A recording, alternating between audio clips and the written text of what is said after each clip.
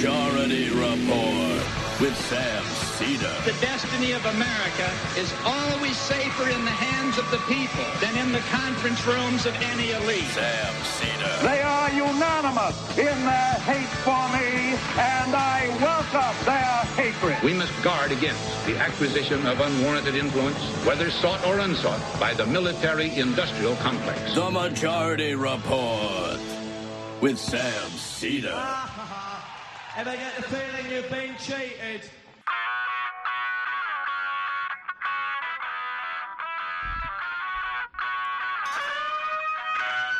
It is Thursday, September 27th. Let's bring it down, actually. We've got to, we are now doing part 2 of our coverage today of the Kavanaugh hearings. Pop him up. He is going live now. Kavanaugh is going to be speaking for the first time. He's about to address the committee. Are you ready? We obviously just finished the coverage of Ford's testimony. Something I want to clear up from the last meeting that doesn't affect you. So before I swear you, I would like to explain my response to Senator Kennedy right after the break. At that time, I entered into the record the statements of 3 witnesses Dr. Ford said were also at the party. These statements were provided to us under penalty of felony by lying to, if you lie to Congress. As soon as my team learned the names of these 3 potential witnesses, we immediately reached out to them requesting an interview. In response, all 3 submitted statements to us denying any knowledge of the gathering Dr. Ford described. If we had calls with them, we would have invited the minority to join. Every time that we've received any information regarding Judge Kavanaugh, we've sought to immediately follow through and investigate. The minority staff sat on Dr. Ford's letter for weeks, and staff told us that they believed it is, quote, highly inappropriate to have these follow-up calls before the FBI finishes its investigation, end of quote, even though the FBI had completed its background information. When we followed up with Judge Kavanaugh after we received Dr. Ford's allegations, the ranking member staff didn't join us, even though these calls are usually done on a bipartisan basis. They joined other calls with the judge, but they didn't participate or ask any questions. Would you please rise, sir? Yes. Do you affirm that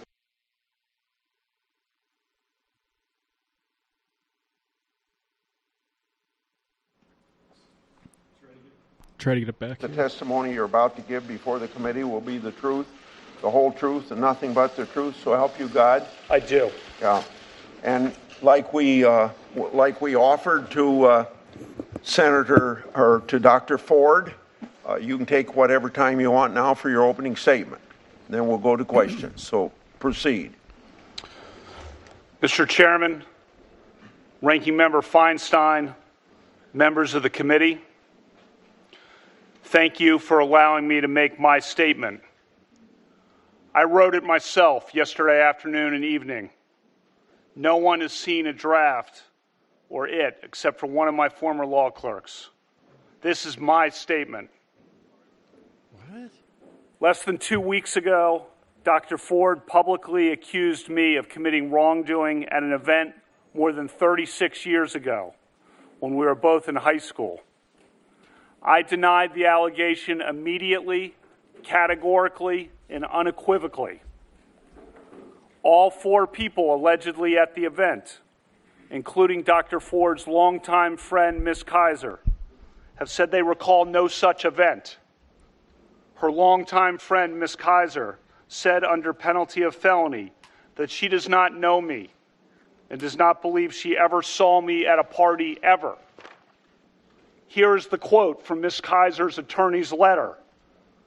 Quote, simply put, Ms. Kaiser does not know Mr. Kavanaugh, and she has no recollection of ever being at a party or gathering where he was present, with or without Dr. Ford. End quote. Think about that fact. Somebody got the message from the White House that he The should be day after more the angry allegation that appeared, he's I told being this accused. committee that I wanted a hearing as soon as possible to clear my name.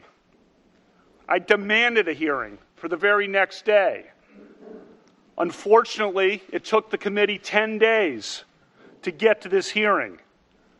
In those 10 long days, as was predictable and as I predicted, my family and my name have been totally and permanently destroyed by vicious and false additional accusations.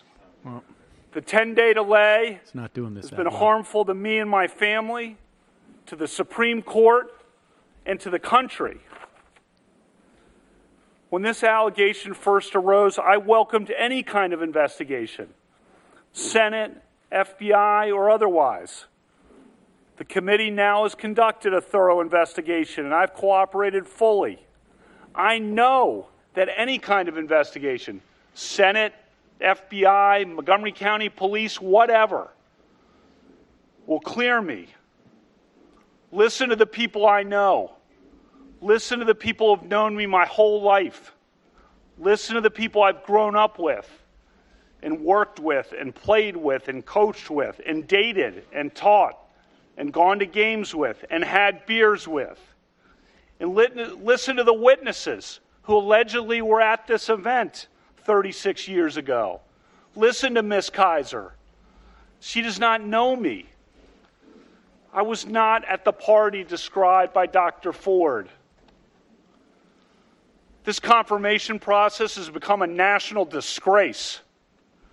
The Constitution gives the Senate an important role in the confirmation process, but you have replaced advice and consent with search and destroy.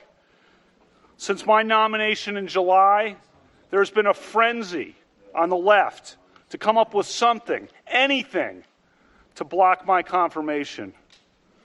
Shortly after I was nominated, the Democratic Senate leader said he would, quote, oppose me with everything he's got. A Democratic senator on this committee publicly referred to me as evil. Evil. Think about that word. And said that those who supported me were, quote, complicit in evil. Another Democratic senator on this committee said, quote, Judge Kavanaugh is your worst nightmare.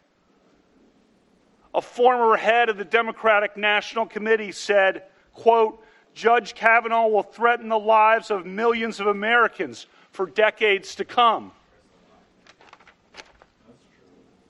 I understand the passions of the moment, but I would say to those senators, your words have meaning.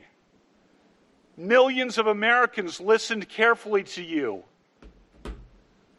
Given comments like those, is it any surprise Wait till Kavanaugh that find people have out been who willing to nominated do him for anything this? to make any physical threat against my family, to send any violent email to my wife, to make any kind of allegation against me and against my friends, to blow me up and take me down? You sowed the wind. For decades to come, I fear that the whole country will reap the whirlwind. The behavior of several of the Democratic members of this committee at my hearing a few weeks ago was an embarrassment. Jesus. But at least it was just a good old-fashioned attempt at borking. Those efforts didn't work. When I did at least okay enough at the hearings that it looked like I might actually get confirmed, a new tactic was needed. Some of you were lying in wait and had it ready. This first allegation was held in secret for weeks by a Democratic member of this committee and by staff. It would be needed only if you couldn't take me out on the merits. When it was needed, this allegation was unleashed and publicly deployed over Dr. Ford's wishes. And then, as no doubt was expected, if not planned, came a long series of false last-minute smears designed to scare me and drive me out of the process before any hearing occurred. crazy stuff. Gangs, illegitimate children, fights on boats in Rhode Island. All nonsense, reported breathlessly and often uncritically by the media. This has destroyed my family by the Republicans. And my good name. A good name built up through decades of very hard work and public service at the highest levels of the American government. This whole 2-week effort has been a calculated and orchestrated political hit, fueled with apparent pent-up anger about President Trump and the 2016 election, fear that has been unfairly stoked about my judicial record, revenge on behalf of the Clintons, and millions of dollars in money from outside left-wing opposition groups. This is a circus. The consequences will extend long past my nomination. The consequences will be with us for decades. This grotesque and coordinated character assassination will dissuade competent and good people of all political persuasions from serving our country. And as we all know, in the United States political system of the early 2000s, what goes around comes around. I am an optimistic guy. I always try to be on the sunrise side of the mountain, to be optimistic about the day that is coming. But today, I have to say that I fear for the future. Last time I was here, I told this committee that a federal judge must be independent, not swayed by public or political pressure. I said I was such a judge, and I am. I will not be intimidated into withdrawing from this process. This You've tried hard. I thought this vindictive guy who's so angry at so many different parties, he's going to sit on the. Your effort. Now that being said, Your I'll be totally impartial. Well-funded effort to destroy I my really good thought he was name, setting himself to pull out. Destroy by my this family. level. Will not drive me out. The vile threats of violence against my family will not drive me out. You may defeat me in the final vote, but you'll never get me to quit. Never. Right. Well, you can't, because then you'd actually have to concede I'm here today that to you tell were the truth. guilty of what you did. I've never sexually assaulted anyone. Not in high school, not in college, not ever. Sexual assault is horrific. One of my closest friends to this day is a woman who was sexually abused and who in the 1990s, when we were in our 30s, confided in me about the abuse and sought my advice. I was one of the only people she consulted. Allegations of sexual assault must always be taken seriously, always. Those who make allegations always deserve to be heard. At the same time, the person who is the subject of the allegations also deserves to be heard. Due process is a foundation of the American rule of law.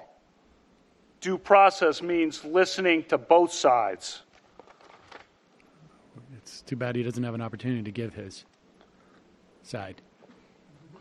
As I told you at my hearing 3 weeks ago, I'm the only child of Martha and Ed Kavanaugh. They are here today. When I was 10, my mom went to law school, and as a lawyer, she worked hard and overcame barriers, including the workplace sexual harassment that so many women faced at the time and still face today. She became a trailblazer, one of Maryland's earliest women prosecutors and trial judges. She and my dad taught me the importance of equality and respect for all people, and she inspired me to be a lawyer and a judge. Last time I was here, I told you that when my mom was a prosecutor and I was in high school, she used to practice her closing arguments at the dining room table on my dad and me. As I told you, her trademark line was, "Use your common sense. What rings true? What rings false?" Her trademark line is a good reminder as we sit here today, some 36 years after the alleged event occurred, when there is no corroboration and indeed it is refuted by the people allegedly there. There is corroboration. After I have been in the public arena for 26 years without even a hint, a whiff of an allegation like this. And when my nomination to the Supreme Court was just about to be voted on at a time when I'm called evil by a Democratic member of this committee, while Democratic opponents of my nomination say people will die if I am confirmed. True. This onslaught of last-minute allegations does not ring true. I'm not questioning that Dr. Ford may have been sexually assaulted by some person in some place at some time. But I have never done this to her or to anyone. That's not who I am. It is not who I was. I am innocent of this charge. I intend no ill will to Dr. Ford and her family. The other night, Ashley and my daughter Liza said their prayers, and little Liza, all of 10 years old,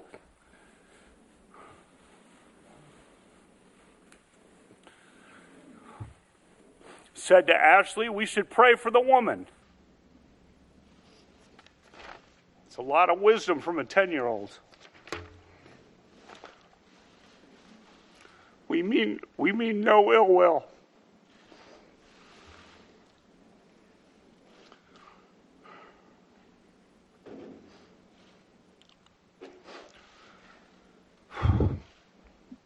First, let's start with my career. For the last 26 years, since 1992, I've served in many high-profile and sensitive government positions for which the FBI has investigated my background 6 separate times. 6 separate FBI background investigations over 26 years, all of them after the event alleged here. I have been in the public arena and under extreme public scrutiny for decades. In 1992, I worked for the Office of Solicitor General in the Department of Justice. In 1993, I clerked on the Supreme Court for Justice Anthony Kennedy. I spent 4 years in the Independent Counsel's Office during the 1990s. That office was the subject of enormous scrutiny from the media and the public. During 1998, the year of the impeachment of President Clinton, our office generally, and I personally, were in the middle of an intense national media and political spotlight. I and other leading members of Ken Starr's office were opposition researched from head to toe, from birth through the present day. Recall the people who were exposed that year of 1998 as having engaged in some sexual wrongdoing or indiscretions in their past. One person on the left even paid $1 million for people to report evidence of sexual wrongdoing, and it worked. He exposed some prominent people. Nothing about me. From 2001 to 2006, I worked for President George W. Bush in the White House. As staff secretary, I was by President Bush's side for 3 years. Why was is he crying entrusted with reading the off nation's most sensitive secrets. his He's resume? thinking of I September traveled 11th, on Air Force Sam. One Have a little all over the respect. country and the world with President Bush. I went everywhere with him, from Texas to Pakistan, from Alaska to Australia, from Buckingham Palace to the Vatican. 3 years in the West Wing, 5.5 years in the White House. I was then nominated to be a judge on the D.C. Circuit. I was thoroughly vetted by the White House, the FBI, the American Bar Association, and this committee. I sat before this committee for 2 thorough confirmation hearings in 2004 and 2006. For the past 12 years leading up to my nomination for this job, I've served in a very public arena as a federal judge on what is often referred to as the second most important court in the country. I've handled some of the most significant and sensitive cases affecting the lives and liberties of the American people. I have been a good judge. And for this nomination, another FBI background investigation, another American Bar Association investigation, 31 hours of hearings, 65 senator meetings, 1,200 written questions, more than all previous Supreme Court nominees combined. Throughout that entire time, throughout my 53 years and 7 months on this earth until last week, no one ever accused me of any kind of sexual misconduct. No one, ever. A lifetime of public service and a lifetime of high-profile public service at the highest levels of American government. And never a hint of anything of this kind. And that's because nothing of this kind ever happened.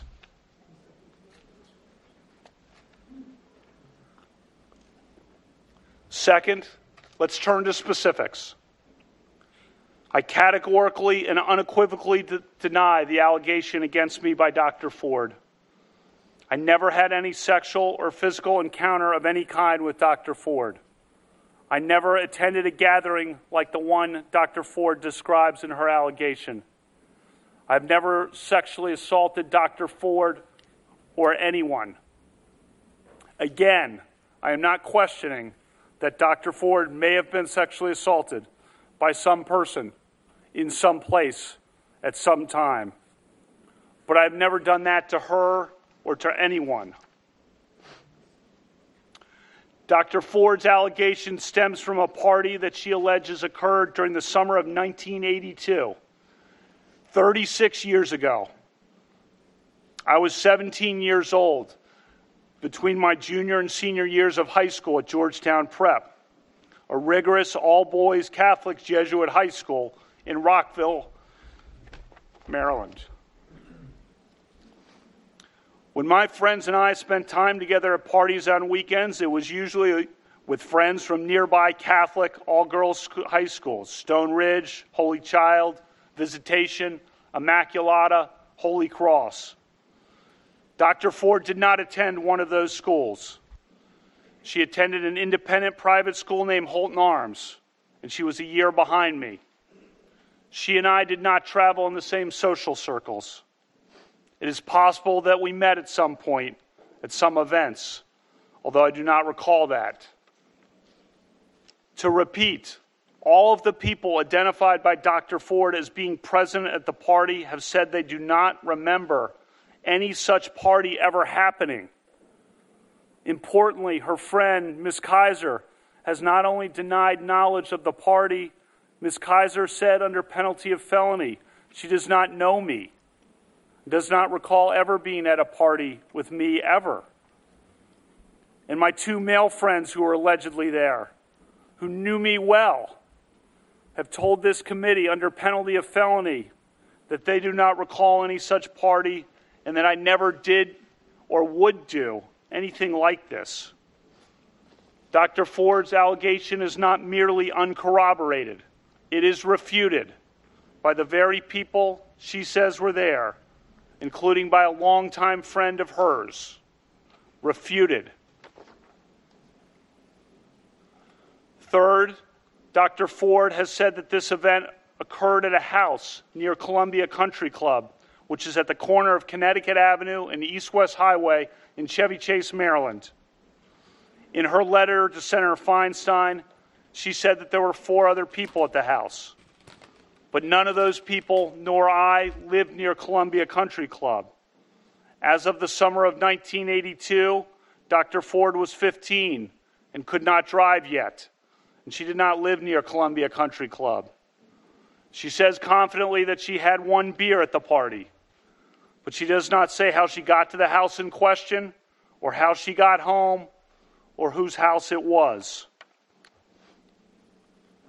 Fourth, I've submitted to this committee detailed calendars recording my activities in the summer of 1982. Why did I keep calendars? My dad started keeping detailed calendars of his life in 1978.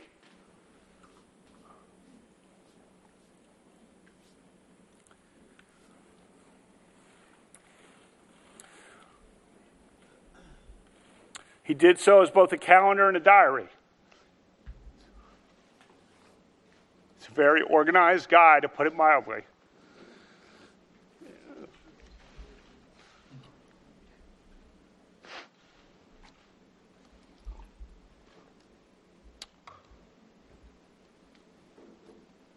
Christmas time, we sit around and he regales us with old stories. Old milestones, old weddings, old events from his calendars.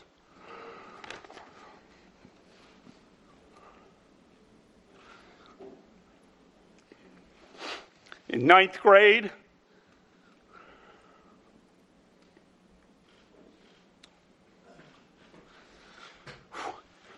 in 1980, I started keeping calendars of my own. For me also, it's both a calendar and a diary. I've kept such calendars, diaries for the last 38 years. Mine are not as good as my dad's in some years.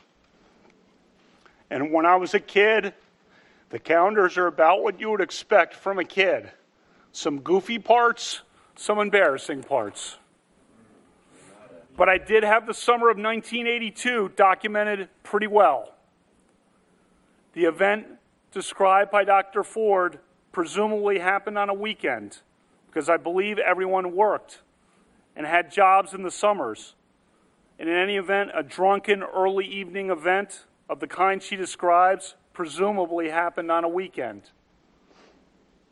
If it was a weekend, my calendars show that I was out of town almost every weekend night before football training camp started in late August.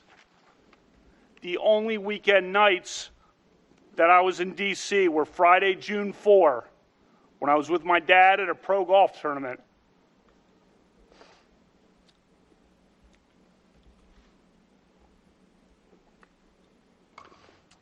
And had my high school achievement test at 8:30 the next morning.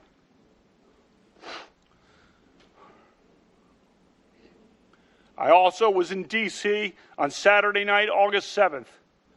But I was at a small gathering at Becky's house in Rockville with Matt, Denise, Lori, and Jenny. Their names are all listed on my calendar. I won't use their last names here. And then on the weekend of August 20 to 22nd, I was staying at the Garretts with Pat and Chris as we did final preparations for football training camp that began on Sunday the 22nd. As the calendars confirm, that weekend before a brutal football training camp schedule was no time for parties. So let me emphasize this point. If the party described by Dr. Ford happened in the summer of 1982 on a weekend night, my calendar shows all but definitively that I was not there. During the weekdays in the summer of 1982, as you can see, I was out of town for 2 weeks of the summer for a trip to the beach with friends and at the legendary 5-star basketball camp in Honesdale, Pennsylvania.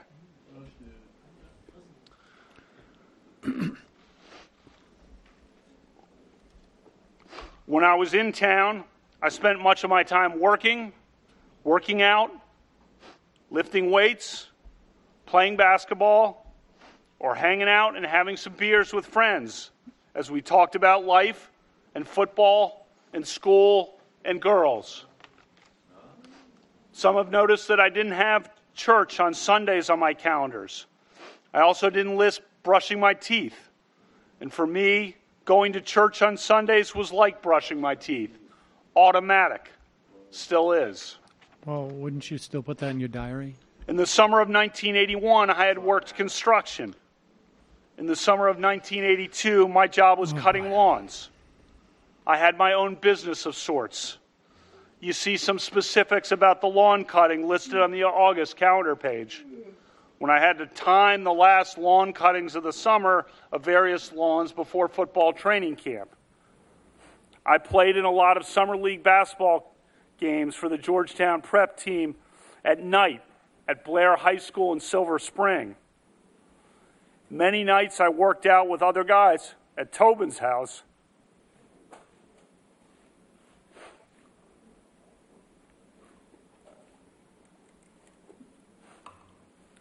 He was the great quarterback on our football team. That is a weird and his place to dad get ran emotional. workouts. Or lifted weights at Georgetown Prep in preparation for the football season. I attended and watched many sporting events, as is my habit to this day. The calendars show a few weekday gatherings at friends' houses after a workout or just to meet up and have some beers. But none of those gatherings included the group of people that Dr. Ford has identified. And as my calendars show, I was very precise about listing who was there. Very precise.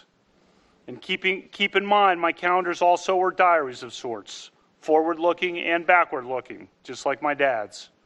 You can see, for example, that I crossed out missed workouts and the canceled doctor's appointments, and that I listed the precise people who had shown up for certain events. July 7th, 1982. The calendars are obviously not dispositive on their own, as in, but they are another piece of evidence Club? in the mix for you to consider.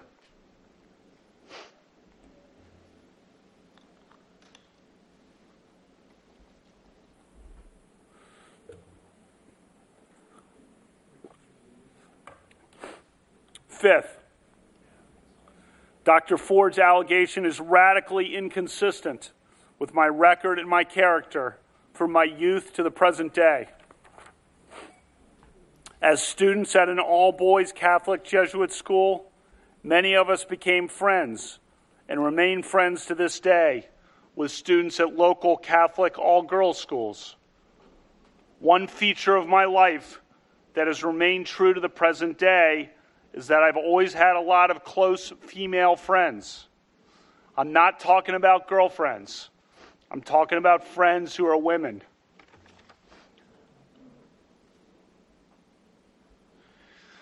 That started in high school. Maybe it was because I'm an only child and had no sisters.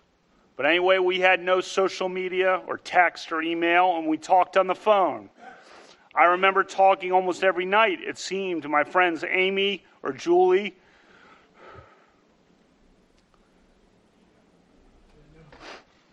or Kristen, or Karen, or Suzanne, or Maura, or Megan, or Nikki. The list goes on. Friends for a lifetime, built on a foundation of talking through school and life starting at age 14. Several of those great women are in the seats right behind me today. My friends and I sometimes got together and had parties on weekends. The drinking age was 18 in Maryland for most of my time in high school and was 18 in D.C. for all of my time in high school. I drank beer with my friends. Almost everyone did. Sometimes I had too many beers. Sometimes others did. I liked beer. I still like beer. But I did not drink beer to the point of blacking out, and I never sexually assaulted anyone. There is a bright line between drinking beer, which I gladly do, and which I fully embrace, and sexually assaulting someone, which is a violent crime. If every American who drinks beer, or every American who drank beer in high school, is suddenly presumed guilty of sexual assault, we'll be in an ugly new place in this country. I never committed sexual assault. As high school students, we sometimes did goofy or stupid things. I doubt we are alone in looking back at high school and cringing at some things. You did not mention the Renate. For one thing, our yearbook was a disaster. I think some editors and students wanted the yearbook to be some combination of Animal House, Caddyshack, and Fast Times at Ridgemont High, which were all recent movies at that time. Many of us went along in the yearbook to the point of absurdity. This past week,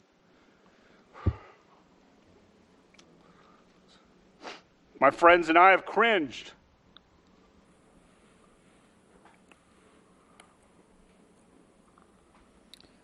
Because we got caught with our Renate thing. When we read about it and talked to each other.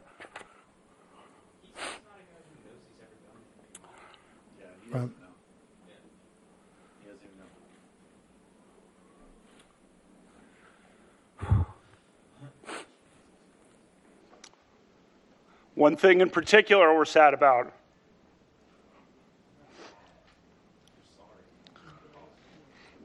One of our good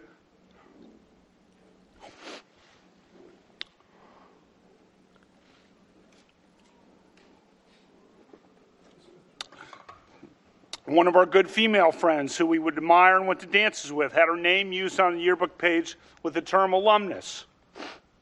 That yearbook reference was clumsily intended to show affection and that she was one of us. What? But in this Get circus, the fuck out of the here. media has interpreted the term as related to Oh, my God. sex. I thought he was going to apologize. I thought he was going for to it. cop to it.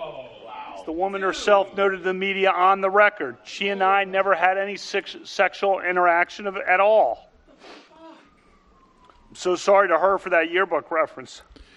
That was the only woman or girl that he was friends with, and it just so happened the other guys on the football team were too? What? We're all alumni of being This friends. may sound a bit trivial, given all that we are here for, but one thing I want to try to make sure of in the future is my friendship with her. She was and is a great person.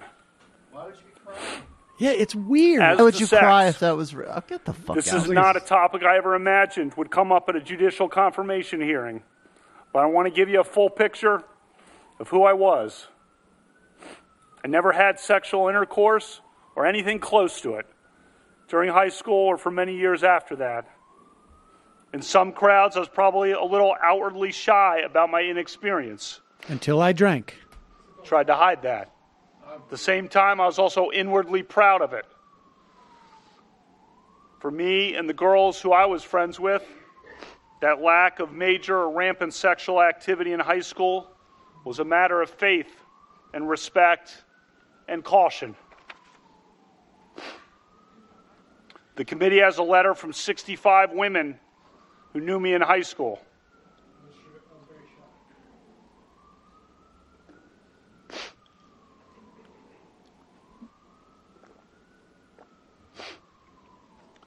They said that I always treated them with dignity and respect. That letter came together in one night, 35 years after graduation, while a sexual assault allegation was pending against me in a very fraught and public situation where they knew they'd be vilified if they defended me. Think about that. They put themselves on the line for me. Those are some awesome women, and I love all of them. You also have a letter from women who knew me in college. Most were varsity athletes. And they described that I treated them as friends and equals and supported them in their sports at a time when women's sports was emerging in the wake of Title IX. I thank all of them for all of their texts and their emails and their support. One of those women friends from college, a self-described liberal and feminist, sent me a text last night that said, quote, "Deep breaths. You're a good man, a good man, a good man." Yeah. A text yesterday from another of those women friends from college said, quote, "Brett, be strong. Pulling for you to my core." A third text People I have yesterday not sexually from yet another assaulted of those women were I'm friends with from college. Very supportive. You know, the Renate thing is the I'm one that holding you really in the light of God. But beyond that, in addition, is that a lie? It's also very different from what his lawyer said, right? His lawyer said that it was because they shared a kiss. Yeah, it was puppy love. That's very weird. Cherish your friends. That Look they out couldn't for get your their friends, story straight on that. Lift up your friends. Love your friends. I've felt that love more over the last 2 weeks than I ever have in my life. This has been going on for I about thank all 36 my minutes. friends. Wow. I love all my friends. We're going to have to restart the stream. we can only do 4 hours. We're going to have to restart Throughout my the stream life, if this I've guy... devoted huge efforts to encouraging and promoting the careers of women. I will put my record up against anyone's, male or female. I am proud of the letter from 84 women who worked with me at the Bush White House from 2001 to 2006 and described me as, quote, a man of the highest integrity. Read the op-ed from Sarah Day from Yarmouth, Maine. She worked in Oval Office operations outside of President Bush's office. Did she write that before Here's what or she after? recently wrote in centralmaine.com. And today she stands by her comments. Quote, Brett was an advocate for young women like me. He encouraged me to take on more responsibility and to feel confident in my role. In fact, during the 2004 Republican National Convention, Brett gave me the opportunity to help with the preparation and review of the president's remarks, something I never would have had the chance to do if he had not included me. And he didn't just include me in the work. He made sure I was at Madison Square Garden to watch the president's speech instead of back at the hotel watching on TV. I get the stuff about you cry when about End your quote. dad and the other thing, but I don't understand As a weightlifting judge since schedules and 2006, traveling with George I've had Bush. the privilege of hiring 4 recent law school graduates to serve as my law clerks each year. who all had the right look, incidentally. The law clerks for federal judges are the best and brightest graduates of American law schools. They work for 1-year terms for judges after law school, and then they move on in their careers. For judges, training these young lawyers is an important responsibility. The clerks will become the next generation of American lawyers and leaders, judges and senators. Just after I took the bench in 2006, there was a major New York Times story about the low numbers of women law clerks at the Supreme Court and federal appeals courts. I took notice and I took action. A majority of my 48 law clerks over the last 12 years have been women.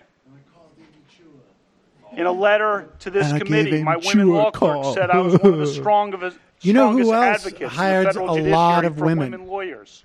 Kaczynski? And they wrote that the Kaczynski, legal but also profession Donald is Trump. fairer and more equal because of Called me. Amy Chua. I said, you send My me time dime on the pieces. bench, no federal Love dime judge, pieces. not a single one in the country, has sent more women law clerks to clerk on the Supreme Court Binders than I full of have. them. Before this allegation arose 2 weeks ago, I was required to start making certain administrative preparations for my possible transfer to the Supreme Court, just in case I was confirmed.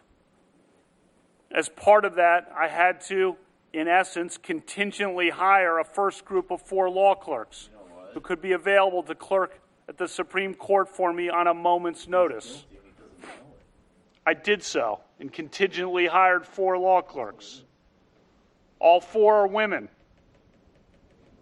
If confirmed, I'll be the first justice in the history of the Supreme Court to have a group of all women law clerks. That is who I am. That is who I was. Over the past 12 years, I've taught constitutional law to hundreds of students, primarily at Harvard Law School, while I was hired by then Dean and now Justice Elena Kagan. One of my former women students, a Democrat, testified to this committee that I was an even-handed professor who treats people fairly and with respect.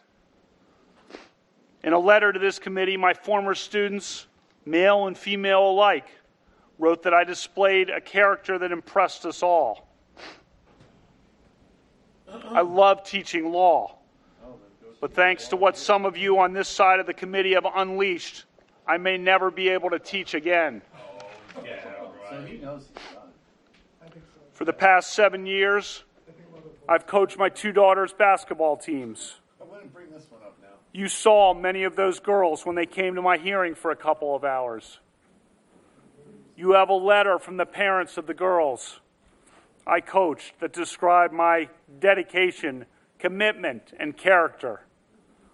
I coach because I know that a girl's confidence on the basketball court translates into confidence in other aspects of life.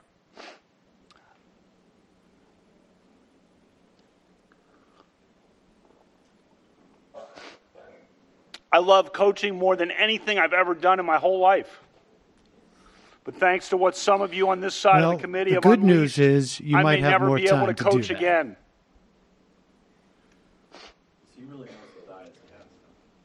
I've been a judge for 12 years. I have a long record of service to America and to the Constitution. I revere the Constitution. I am deeply grateful to President Trump for nominating me. He was so gracious to my family and me on the July night he announced my nomination at the White House. I thank him for his steadfast support. When I accepted the president's nomination, Ashley and I knew this process would be challenging. Thanks for your... Yeah. We never expected that it would devolve into this. Explaining this to our daughters has been about the worst experience of our lives. Ashley has been a rock. I thank God every day for Ashley and my family.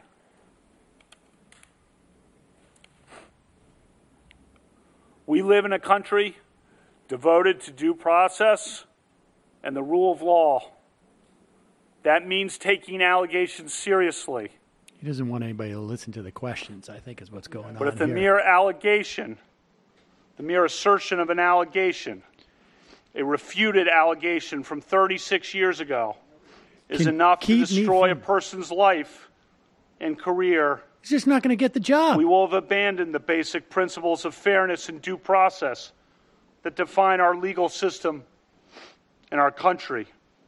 Maybe he's worried the investigation is going to go on. I ask you to judge me by the standard that you would want applied to your father, your husband, your brother, or your son. So sort of a weird gendered My family and I intend no ill will toward Dr. Ford or her family. But I swear today, under oath, before the Senate and the nation, before my family and God, I am innocent of this charge. Thank you, Judge Kavanaugh. Before we start questions, Patch is snoring. I won't repeat what I said this morning, but we'll do it the same way as we did for Dr. Ford, and 5-minute rounds. And so we will start with Ms. Mitchell. Prosecutor is going to be asking. I mean, of course they have to, right? Here comes this is. Good afternoon, Judge Kavanaugh. We have not met. My name is Rachel Mitchell. I'd like to go over a couple of guidelines for our question and answer session today. If I ask a question... Do you want a tissue? Yeah, I'm ready. Okay.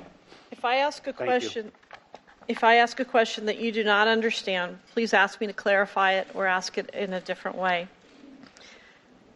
I may ask a question where I incorporate some information you've already provided.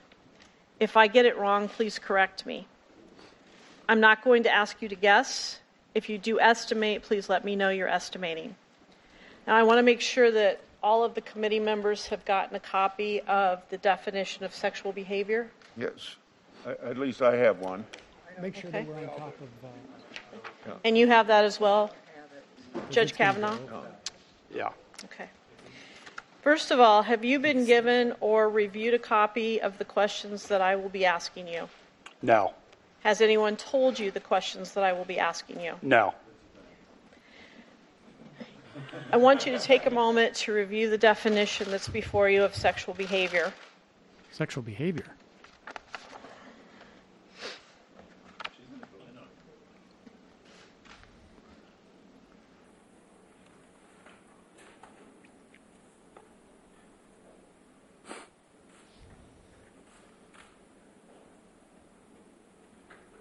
What if we find out that Kavanaugh can't read?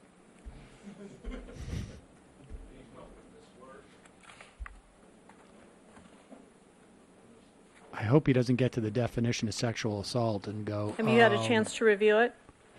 I have. I may refer back to it if I can. Can I revise my testimony? I'd like to point out two specific parts. Among the examples of sexual behavior, it includes rubbing or grinding your genitals against somebody, clothed or unclothed. And I would also point out that the definition applies whether or not the acts were sexually motivated or, for example, horseplay. Do you understand the definition I've given you? I do. And again, if at any time you need to review that, please let me know.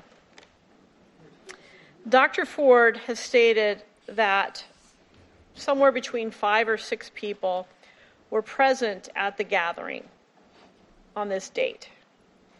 You, Mark Judge, Leland Ingham at the time, or Leland Kaiser now, Patrick P.J. Smith, Dr. Ford, and an unnamed boy.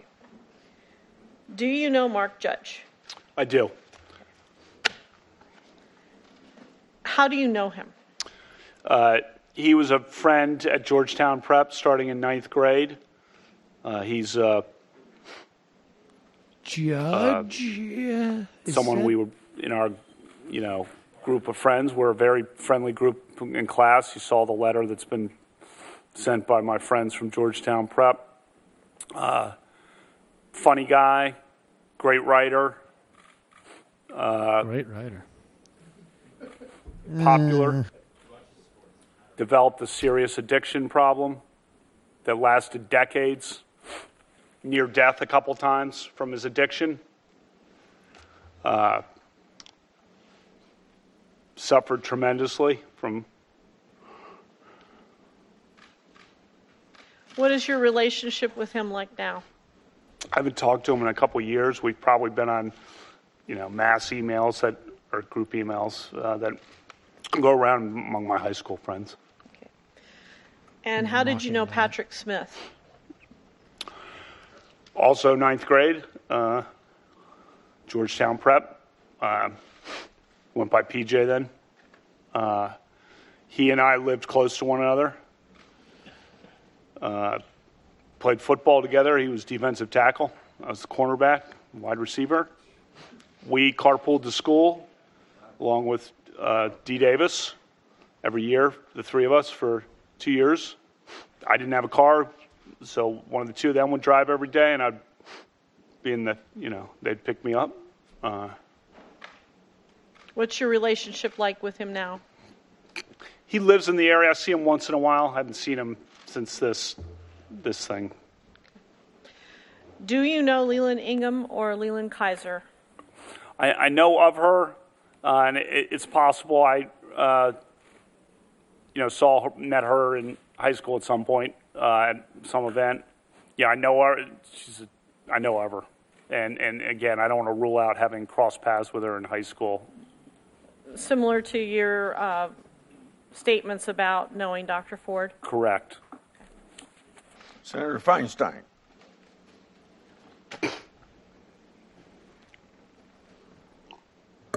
Judge Kavanaugh, it's my understanding that you have denied the allegations by Dr. Ford, Ms. Ramirez, and Ms. Swetnick.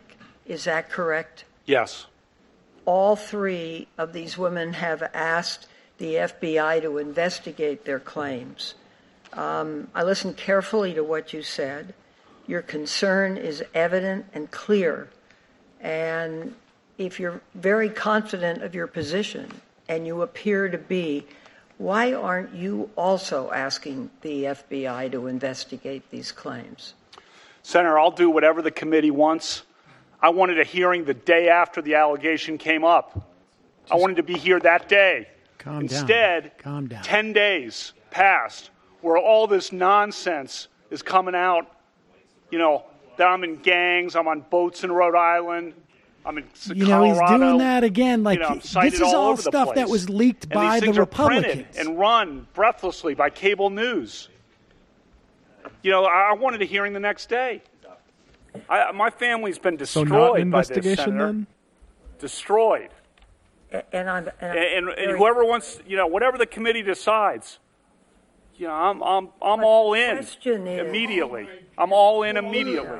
And the terrible and hard part of this is when we get an allegation, we're not in a position to prove it or disprove it. Therefore, we have to depend on some outside authority for it.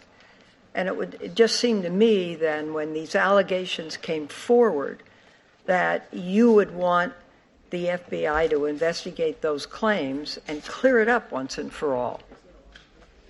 Senator, the committee investigates. It's not for me to say how to do it, but just so you know, the FBI doesn't reach a conclusion. They would give you a couple 302s that just tell you what we said. Gosh. So I'm here. I wanted to be here. I wanted to be here the next day. That's not about the FBI It's an outrage that I was not allowed to come and immediately defend my name and say I didn't do this and give you all this evidence. I'm not even in D.C. on the weekends in the summer of 1982. This happened on a weekday? Well, when I'm not at a Blair High School for a summer league game? I'm not at Tobin's house working out? I'm not at a movie with Suzanne?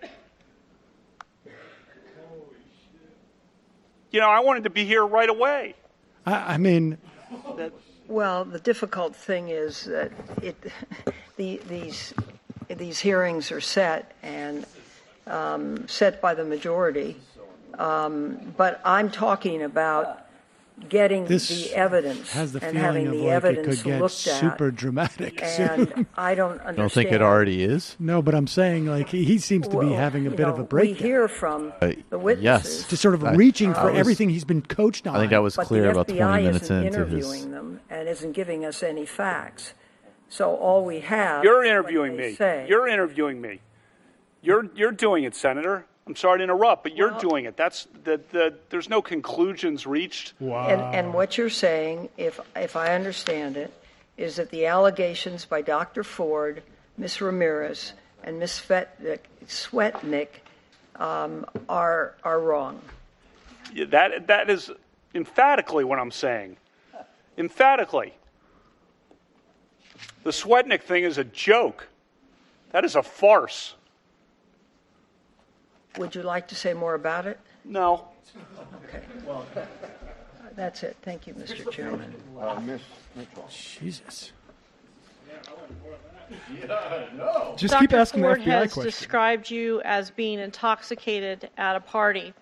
Did you consume alcohol during your high school years? Yes, we drank beer. My friends and I, the boys and girls. Yes, we drank beer. I liked beer. Still like beer. We drank beer. The drinking age, as I noted, was 18, so the seniors were legal. Beers and beer drinkers. School, people were legal. An oppressed class. To drink. And we drank beer. And I said sometimes probably had too many beers, and sometimes other people had too many beers. We drank beer. We liked beer.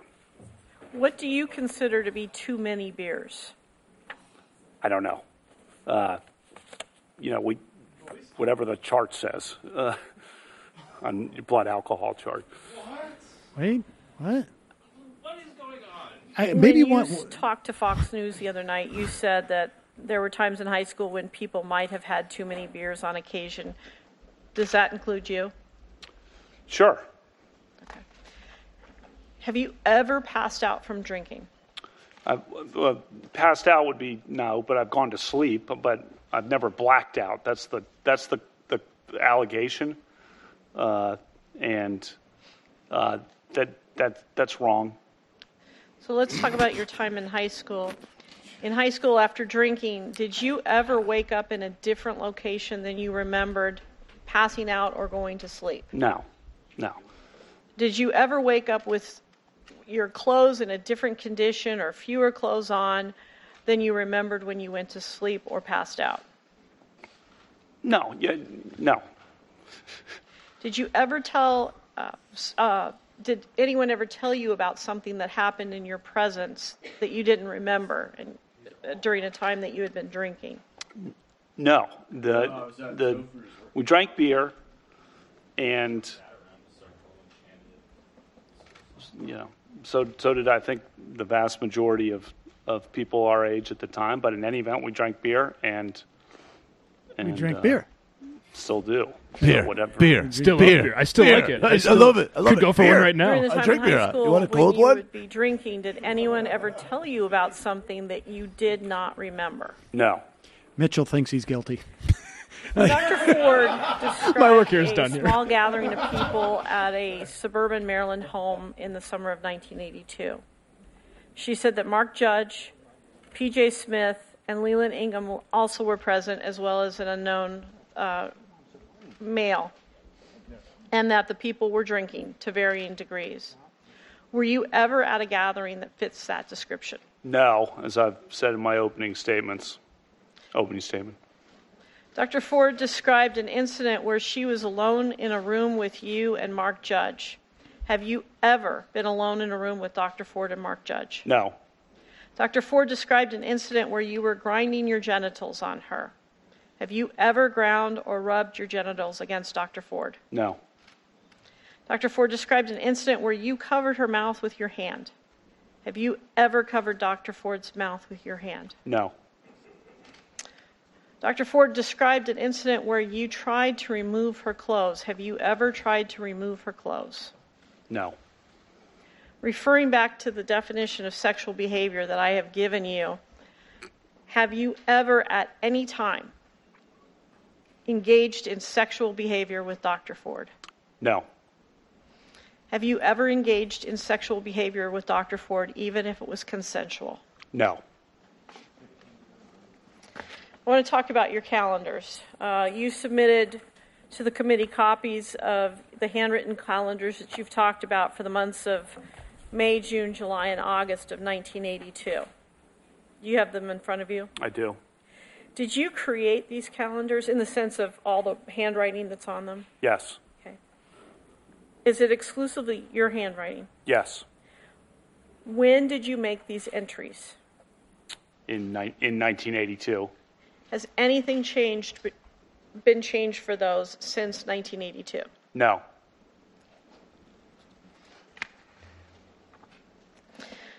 Do these calendars represent your plans for each day, or do they document, in other words, prospectively, or do they document what actually occurred? She's just wasting time. More like a diary. They're both forward-looking and backward-looking, as you can tell by looking at them, because I cross out certain doctor's appointments that didn't happen, or one night where I was supposed to lift weights, I crossed that out because I obviously didn't make it that night. So you can see things that I didn't do crossed out in retrospect. And also when I list the specific people who I was with, that is likely backward-looking. You explained that you kept these calendars because your father started keeping them in 1978, I believe you said. Mm-hmm. That's why you kept them. In other words, you wrote on them, but why did you keep them up until this time? Well, he's kept them too since 1978, so he's a good role model. Ms. Mitchell, you'll have to stop. Oh, I'm sorry. Judge Kavanaugh has asked for a break, so we'll take a 15-minute break. What? He's taking a break now?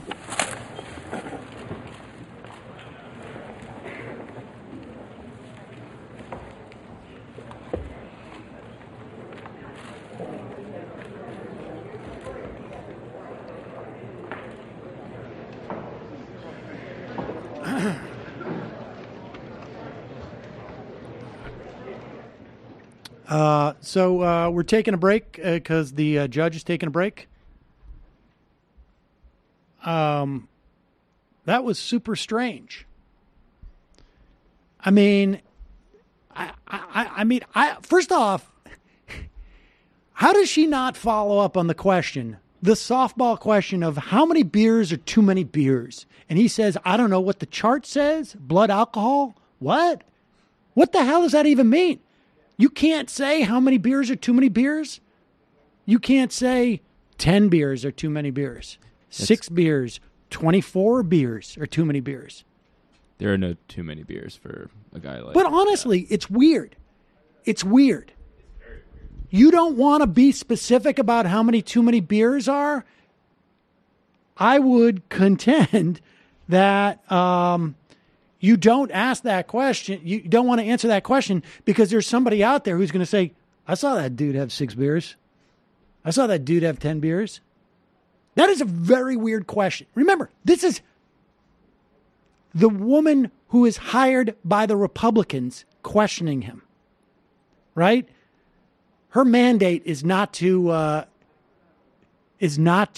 catch this guy up on a lie. I'm sorry, that was very, very odd. Every part of it was odd. Do you want to try a random rush? So, or is the show already over? Oh, I guess Rush is long gone. Yeah, my bad. Someone recommended it, but yeah, sure. I mean, that is pretty shocking. And well, the Feinstein question where she's like, why aren't you also calling for an FBI investigation? And he's like, I'm so innocent. I wanted to testify before that can even happen. It is pretty stunning, too, that he won't call for an FBI investigation. I mean, I think that should be the Democrats should keep there. Yeah. That's what they're going to focus on. And what's amazing in a is both forward and backward looking way. How do you not know that that's not going to come up? I mean, on top of which, I know this ship, has sailed, and like it would actually, like on some level, to even raise this is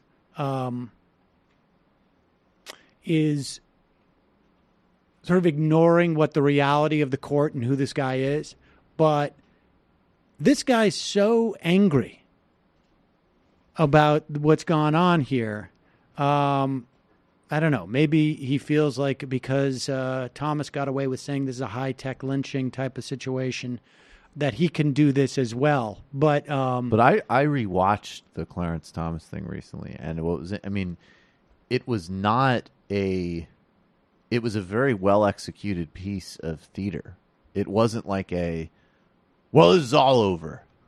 You know what I mean? I mean, it didn't have this other sort of, there's a lot going on there, and it does not seem, one part of it seems like, okay, like Brendan sent us the piece from the Wall Street Journal, like some advisor saying like, hey man, you shouldn't be totally emotionally muted about these things like you were on Fox. But definitely. That was well reported. Yeah, but I think the kind of unhinged sort of random all over the place part of it was not what they were planning on, right? Right. Speaking though, I just saw Elon Musk has been charged with fraud by the SEC. So, oh my! So, wow. We also have Hannity if we want to go to him. Very intense time, yeah. We could do a random Hannity, although that seems like shooting fish in a barrel. But, he's not going to be saying anything other than QAnon? He's not going to be saying anything other than like random, talking points that he's been handed. But I guess we should. Fucking let's rules. Listen. Hold on, let's see. He just had a couple beers. The cliff and she's going to die. Okay. All right, folks, Rush Limbaugh is no longer on because it is now 4:15 in the afternoon. So we'll try a random Hannity where I listen to Sean Hannity for 60 seconds and refute him in 90. All right, let's go. Slander, besmirchment, character assassination. Oh, gosh. As a matter of due course. And it's not just elections. It's Robert Bork, it's Clarence Thomas, now it's Judge Kavanaugh. Where does this guy ever go to get away from this for the rest of his life? When you go through this slowly, and you go through the guy that's passed 6 background checks, every single person that seems to know him throughout the last 40 years, everybody says the most wonderful things about him. He's never faced until 12, 13 days ago any allegation of this nature of any kind. The Democrats playing games, holding on to this information since July. We know what they all are. In the case of Professor Ford, she can't remember a date, a location, even the exact year of the alleged incident. She can't remember what happened before or after the incident. Okay. So let's just start with this. He asked the question, where does someone go to get their name back in this situation? There are 3 places you could go. The F, the B, and the I. They could do an investigation and present all the facts. We found no corroborating information. No conclusions. We found no corroborating information. There were 30 people who said, no, they didn't know each other. We went to the guy, Garrett, remember? The guy Garrett that Whelan named, who Ford says introduced us. If the FBI went to him and they asked that guy, did you introduce them? Did they know each other? And he said, absolutely not. Then she is completely impeached, her testimony. If he says absolutely yes, then Kavanaugh is a liar. Maybe he says, I don't remember. But where's that guy? You ask that one question of that guy, and there's a 75% chance you're going to get the answer to all of this. But then Hannity, so you can go to the FBI, but he doesn't want to do that. Today. If you want to find out what the date is that this happened, what year, and approximately when, she just told you. 68 weeks after it happened, she saw Mark Judge working at that Safeway. They can easily find out exactly what the span of time is and get an approximate date from that period of time. But Sean Hannity just reading off talking points. They're going to go with the Dems conspired about this. It's a smear. Well, that still doesn't address why you wouldn't have the FBI look into all these fake allegations. No, in fact, it's the opposite. Yep. If you think this is a smear, the FBI was your friend. All right, that's all I got. Well, that was really 2 minutes, but fuck Hannity. When we lifted, then we had beer. I like beer. Still like it. I still like it. Dr. Chaos. Make no apologies. Ask the moms. Kavanaugh's worried he won't teach law ever again, but I'm sure they have tenured position waiting for him at some right-wing schools like Liberty University or George Mason. Indeed. The idea that guy's not going to be making more cash if he gets robbed is just... He was so worried about Monica Lewinsky, too, who had to, she had to leave the country. Did you see that during the second research? I think the reason he was crying at such weird times is because just crying over losing his shot at the Supreme Court. I've got people texting me who say maybe he's crying because he was just told at the break, like, this probably ain't going to happen for you, bud. Or he's drunk. He does seem like he's a bit. He does seem a bit. I mean, I don't. That might be some like learned behavior, like muscle memory or something. Like muscle memory, like lifting. Supreme Cuck of the United States. How easy would it be for the Democrats to make the connection that people who want to commit state violence against women have a history of committing violence against women? Alpha, Random Rush, too late. Oh, this is all from. Oh, this is from hours ago. Let me. Wow. Okay. Let's pick one here and see if I can't. Worcester Polycon. That's at 155. What? No.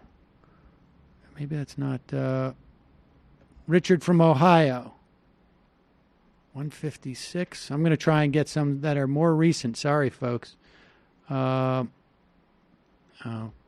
virginity. Is he a dry drunk? Boner style tears. All right, let me just go through this way and we'll do it that. Brandon Kavanaugh. Despite what Grassley says, I haven't been accused of anything. Max in Phoenix. I hate flying. I'd love to see Japan. If I have the money, I'll fly because I can't teleport. Maybe we should just do a. I mean, I don't even know what to say at this point. I mean, this is the Kavanaugh thing. I thought I'm genuinely surprised. I thought this guy was going to come out and be a lot more calm and methodical. But within one question, you started to see this thing, the seams come apart, even from the friendly questioner. How many beers are too many? I'm not going to say. What? All of this, like, why don't you want the emoting, and then it's FBI? like, oh, I don't know the legal limit.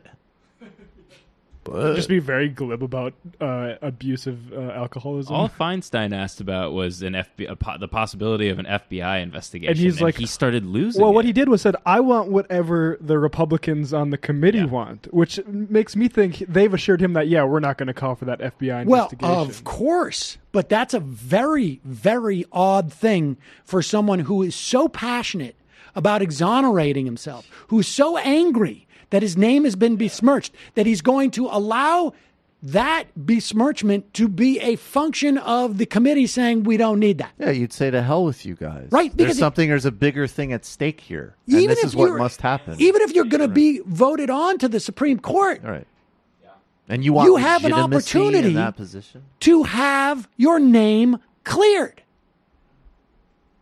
The FBI may not provide a conclusive report, but they may bring enough facts that reasonable people could say this guy didn't do it.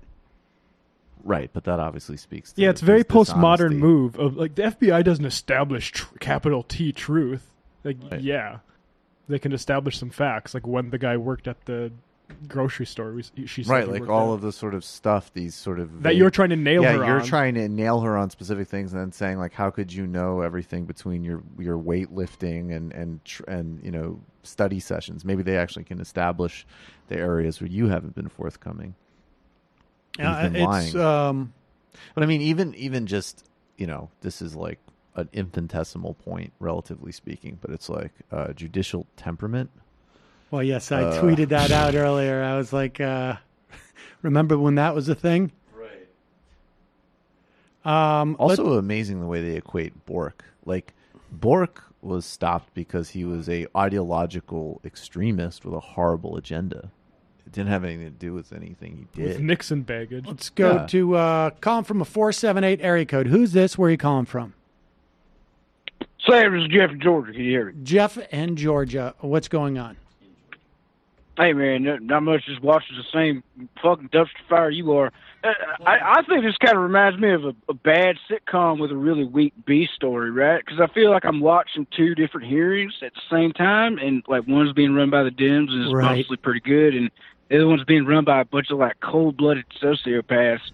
The only point I really wanted to make, Sam, is that I think some of these GOP ghouls up there made a huge mistake. I think they bought into their own bullshit. I think some of those motherfuckers actually believed their own bullshit, that she was bullshit, that she is lying, that she isn't right about any of this. And it really didn't occur to them until this day that actually, no, she might get up there and actually know what she's talking about and be telling the truth.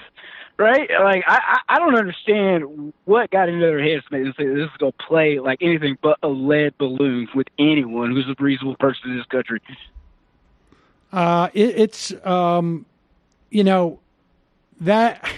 Look, that's the way we react to a lot of stuff. There's no doubt in my mind that when we turn on Hannity this evening, he is going to be talking about how, look at him, there was a lot of passion. This is a guy who's telling the truth. I mean, this is going to be one of those stories where there are two separate narratives. Just like you think you're watching two separate narratives in this, there's going to be two separate narratives that are going to exist within the context of our society. And the real question is, which one does Jeff Flake or Susan Collins or Lisa Murkowski, which one do they want to be a part of?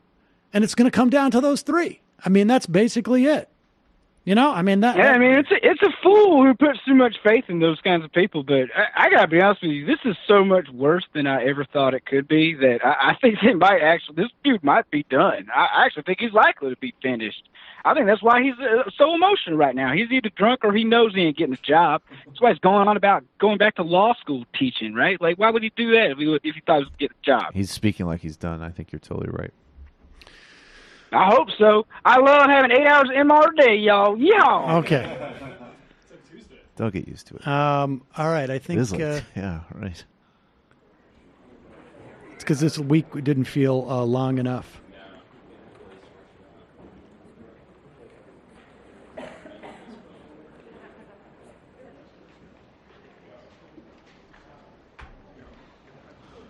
I drink beer. I like to gamble.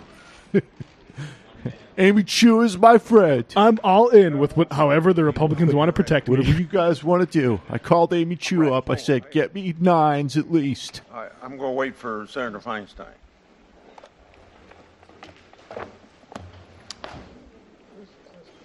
Or do you want me to go ahead with you without Feinstein? I was waiting for you. More anger this time, I Brett. hope I showed up. Look as unhinged as possible. Brett, I would dial it back just a little bit. And like 14 beers is too many. We don't have anybody who reports that they've seen you drink 14 beers. We're going to try that again. They'll ask you one more time. What is the fucking blood alcohol level rates? That's right, to know. I told you guys it's low. I knew to do it.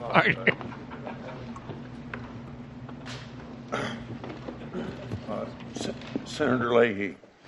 Thank you, Mr. Chairman. Judge, you said before, and again today, that Mark Judge was a close friend of yours in high school. Now, Dr. Ford, as you know, has said that he was in the room when she was attacked. She also says you were, too. Unfortunately, the FBI has never interviewed him. We've not been able to have his attendance here. The chairman refuses to call him. If she's saying Mark Judge was in the room then he should be in the room here today. Would you want him called as a witness? Senator, this allegation came into the committee. Oh, no, but I'm just asking the question. Would you want him to be here as a witness? He's already provided sworn testimony to the committee. This allegation's been hidden by the committee, by members of the committee. It has not been investigated by the FBI. The committee has refused to allow it to be. It was dropped on me. It was sprung. It was not investigated by the FBI, and he has not been called where he might be under Should have oath. been handled in the due course, Senator, when he came in. I would disagree. Sounds with like a that. guy I've who done this really for wants to 44 exonerate years, himself. Both Republicans and Democrats. I've never seen somebody that critical and not allowed to be here to called to be testified or an FBI background. But let me he's provided sworn testimony, and Senator, let me finish.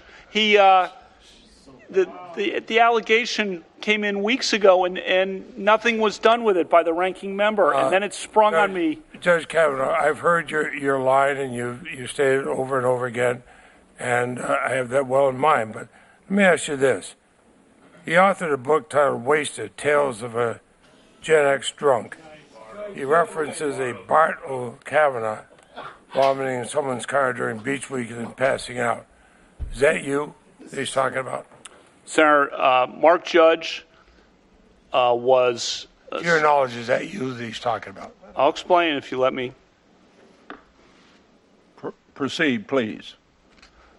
Mark Judge was a friend of ours in high school who developed a very serious drinking problem, an addiction problem that lasted decades and was very difficult for him to escape from.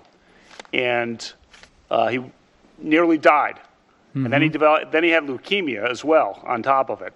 Now, as part of his therapy or part of his coming to grips with sobriety, he wrote a book that is a fictionalized book and an account. I think he picked out names of friends of ours to throw them in as kind of close to what for characters in the book.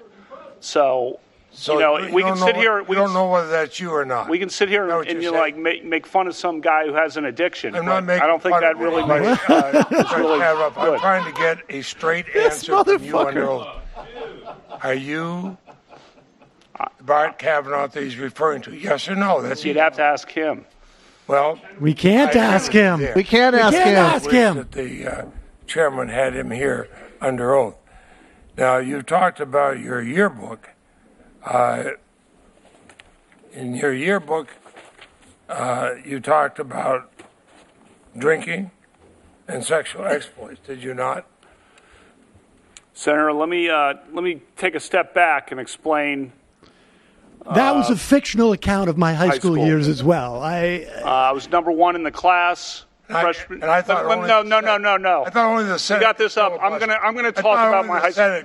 No. I'm gonna let him talk. answer. I'm gonna talk about my high school record. If you're gonna sit here and mock me, we were. I think we were all very fair to Dr. Ford. Shouldn't we be just as fair to Judge Kavanaugh? I busted my butt in academics. Always tried to do the best I could. So I recall I finished one in the class, first and freshman and junior year, right up at the top with Steve Clark and Eddie Ayala. We were always kind of in the mix. I played sports. I was captain of the varsity basketball team. Drank beer. I was wide receiver and defensive back on the football team. What? I ran track in the spring of '82 to try to get faster. This is a huge filibuster, isn't it? Service projects at the school, which involved going to the soup kitchen downtown. Let me finish. And going to tutor intellectually disabled kids at the Rockville Library with the church. And yes, we got together with our friends. Does this reflect what you are? Does this yearbook reflect your focus on academics and your respect for women? That's easy, yes or no. You don't have to filibuster the answer. Does it reflect your focus on I already academics? said the yearbook in my opening statement. The yearbook was obviously... Just wait a minute. He's asked the question. I'll give you time to answer it. The yearbook, as I said in my opening statement, was something where the students and editors made a decision to treat some of it as farce and some of it as exaggeration, some of it celebrating things that don't reflect the things that were really the central part of our school. Yearbook. Yes, we went to parties, though. Yes, of course. We went to parties, and the yearbook page describes that and kind of makes fun of it. And as if we want to sit here and talk about whether a Supreme Court nomination should be based on a high school yearbook page, I think that's taken us to a new level of absurdity. Ms. Mitchell. Well, we got a filibuster, but not a single answer. Ms. Mitchell. Judge, do you still have your calendars there? I do. I would like you to look at the July 1st entry.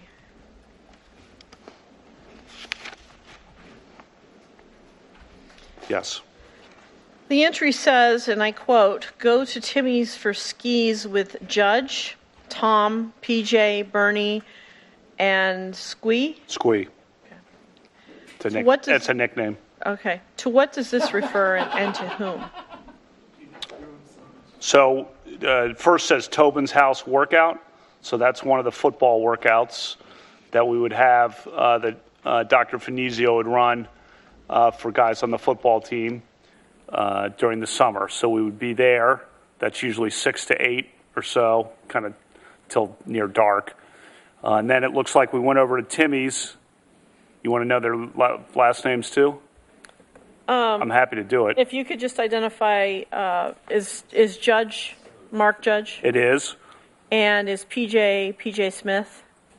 It is. So it's Tim Gaudette, Mark Judge, Tom Kane, PJ Smith, Bernie McCarthy, Chris Garrett. Chris Garrett is Squee? He is. Did you, in your calendar, routinely document social gatherings like house parties or gatherings of friends in your calendar?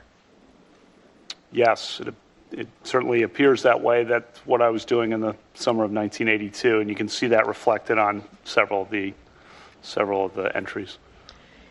If a gathering like Dr. Ford has described had occurred, would you have documented that?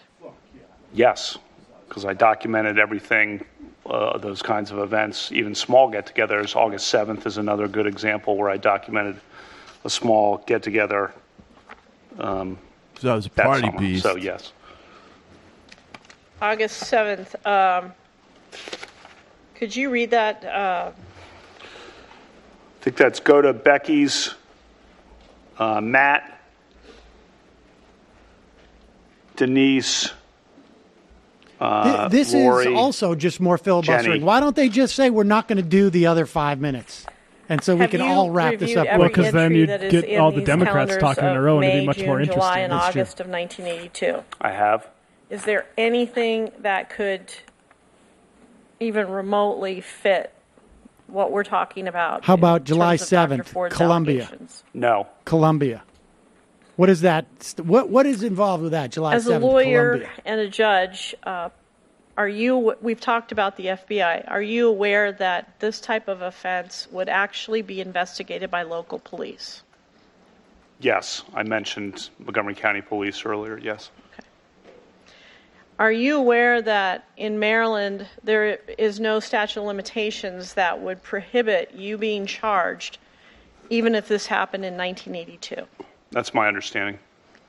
Have you at any time been contacted by any members of local police agencies regarding this matter? No, ma'am.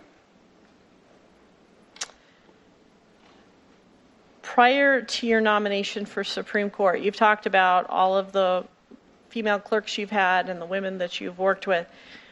I'm not just talking about them. I'm talking about globally. Have you ever been accused, either formally or informally, of unwanted sexual behavior? No. And when I say informally, I mean just a female complains. It doesn't have to be to anybody else but you. No. Since Dr. Ford's allegation was made public, how many times have you been interviewed by the committee? It's been a 3 or 4. He can't remember? He can't remember? It's been several times. Each of these new things, absurd as they are, we get on the phone and kind of go through them. So have you submitted 2 interviews specifically about Dr. Ford's allegation? Yes. And what about Deborah Ramirez's allegation that Yes. you waved your penis in front of her? Yes. What about Julie Swetnick's allegation that you repeatedly engaged in drugging and gang raping or allowing women to be gang raped? Yes. Yes, I've been interviewed about it. Were your answers to my questions today consistent with the answers that you gave to the committee in these various interviews? Yes, ma'am. That's the amount of time. Senator Durbin. Thank you, Mr. Chairman. Judge Kavanaugh, Nice earlier of her today, to Dr. pay Christine attention Ford to those sat in that same chair. 5 minutes. And under oath, she said clearly and unequivocally that she was the victim of sexual assault at your hands. She answered our questions directly, and she didn't flinch at the prospect of submitting herself to an FBI investigation of these charges. We know, and I'm sure she's been advised by her attorneys, that a person lying to the FBI can face criminal prosecution. You have clearly and unequivocally denied that you assaulted Dr. Ford. With that statement, you must believe that there is no credible evidence or any credible witness that could prove otherwise. You started off with an impassioned statement at the beginning, and I can try to imagine what you have been through or your family's been through, and I'm sure I wouldn't get close to it. But it was an impassioned... No, you wouldn't. I'm sure I wouldn't. It's an impassioned statement. And in the course of it, you said, I welcome any kind of investigation. I quote you. I welcome any kind of investigation. I've got a suggestion for you. Right now, turn to your left in the front row. To Don McGahn, counsel to President Donald Trump. Ask him to suspend this hearing and nomination process until the FBI completes its investigation of the charges made by Dr. Ford and others and goes to bring the witnesses forward and provides that information to this hearing. I'm sure that the chairman at that point will understand that that is a reasonable request to finally put to rest these charges if they are false, Good for or to Durbin. prove them if they are not. You spent 2 years in the White House office that approved judicial nominees. You turned to the FBI over and over and over again for their work. Let's bring them in here and now. Turn to Don McGahn and tell him it's time to get this done. An FBI investigation is the only way to answer some of these questions. Stop the clock. This committee Grassley is running this hearing. I'm not going not to the White allow- House, not Don McGahn, not even you as a nominee. I'm not going to allow him to answer your question. We are here today. All our hands are tied. Because Dr. Ford asked for an opportunity here. I know you did too as well. In fact, maybe even before she did. We're here because people wanted to be heard from charges that they all thought were unfair, or activities like sexual assault was unfair. So I want to assure Senator Durbin, regardless of what you say to Senator Don McGahn, we're not suspending this hearing. He's not a senator. Proceed to answer the question, or whatever, or if the gentleman. I'll just say this. If you, Judge Kavanaugh, turn to Don McGahn and to this committee and say, for the sake of my reputation, my family name, and to get to the bottom of the truth of this, I am not going to be an obstacle to an FBI investigation, I would hope that all the members of the committee would join me in saying we're going to abide by your wishes and we will have that investigation. I welcome whatever the committee wants to do because I'm telling the truth. I want to know what you want to do. I'm telling the truth. I want to know what you want to do, Judge. I'm innocent. I'm innocent of this charge. Then you're prepared for an FBI investigation? They don't reach conclusions. You reach the conclusion. No, they do investigate questions. I'm innocent. And you can't have it both ways, Judge. You can't say here at the beginning, I wanted a hearing moment, Look, I welcome any kind of investigation. This thing was sprung on me. This thing was sprung at the last minute after being held by staff.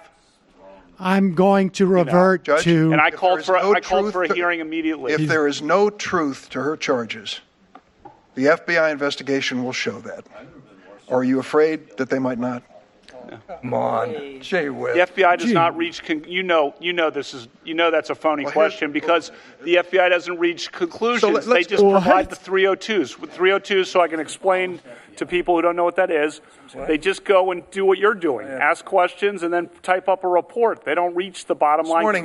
This morning, I asked Dr. Ford. I asked her about this incident where she ran into Mark Judge at a Safeway, and she said, "Sure, I remember. 6 or 8 weeks after this occurrence."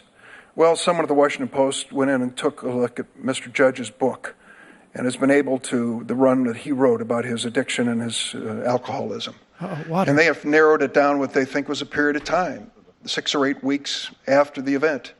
And he would have been working at the Safeway at that point. So the point I'm getting to is we at least can connect some dots here and get some information. Why would you resist that kind of investigation?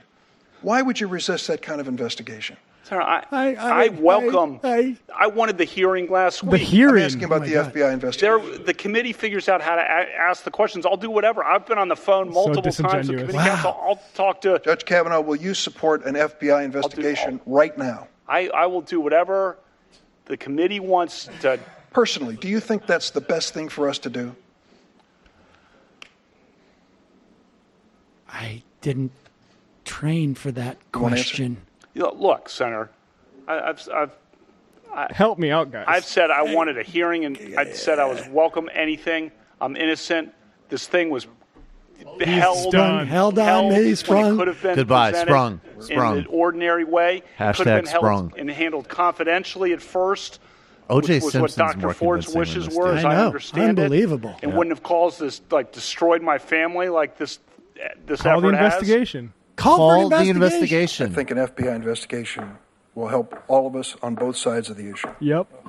Yeah, that sounds about right. Senator Graham asked for the floor. That was But Durbin. before he does, Durbin, I got. It seems to me. Asked the question in a way that they hadn't practiced, and so he didn't know how to answer it. You got the witness right here to. Just note that. Will you please put 3 asterisks next to that? Report. You can ask for it yourself. I've asked for FBI reports in the past. In the 38 years I've been in the Senate. Oh, so now there can be an FBI report. Before it was only the president. Are you aware that at 9:23 on the night of July the 9th, the day you were nominated to the Supreme Court by President Trump, Senator Schumer said, 23 minutes after your nomination, "I will oppose Judge Kavanaugh's nomination with everything I have. I have a bipartisan, and I hope a bipartisan majority will do the same. Lindsey Graham's the stakes are trying simply to win too that high primary for anything less." Well, if you weren't aware of it, you are now. Did you meet with Senator Dianne Feinstein on August 20th? I did meet with Senator Feinstein. Did you know that her staff had already recommended a lawyer to Dr. Ford? I did not know that. Did you know that her and her staff had this allegations for over 20 days? I did not know that at the time. Wait a second. If you wanted an FBI investigation, you could have come to us. What you want to do is destroy this guy's life, hold this seat open, and hope you win in 2020. You've said that, not me. You've got nothing to apologize for. When you see Sotomayor and Kagan, tell them that Lindsey said hello, because I voted for them. I would never do to them what you've done to this guy. This is the most unethical sham since I've been in politics. And if you really wanted to know the truth, you sure as hell wouldn't have done what you've done to this guy. Are you a gang rapist? No. I cannot imagine what you and He your seemed a family little have gone surprised through. by his answer. Boy, y'all want power. God, I hope you never get it. I hope the American people can see through this sham. Lord. That you knew about it and you held it. You had no intention of protecting Dr. Ford. None. She's as much of a victim as you are.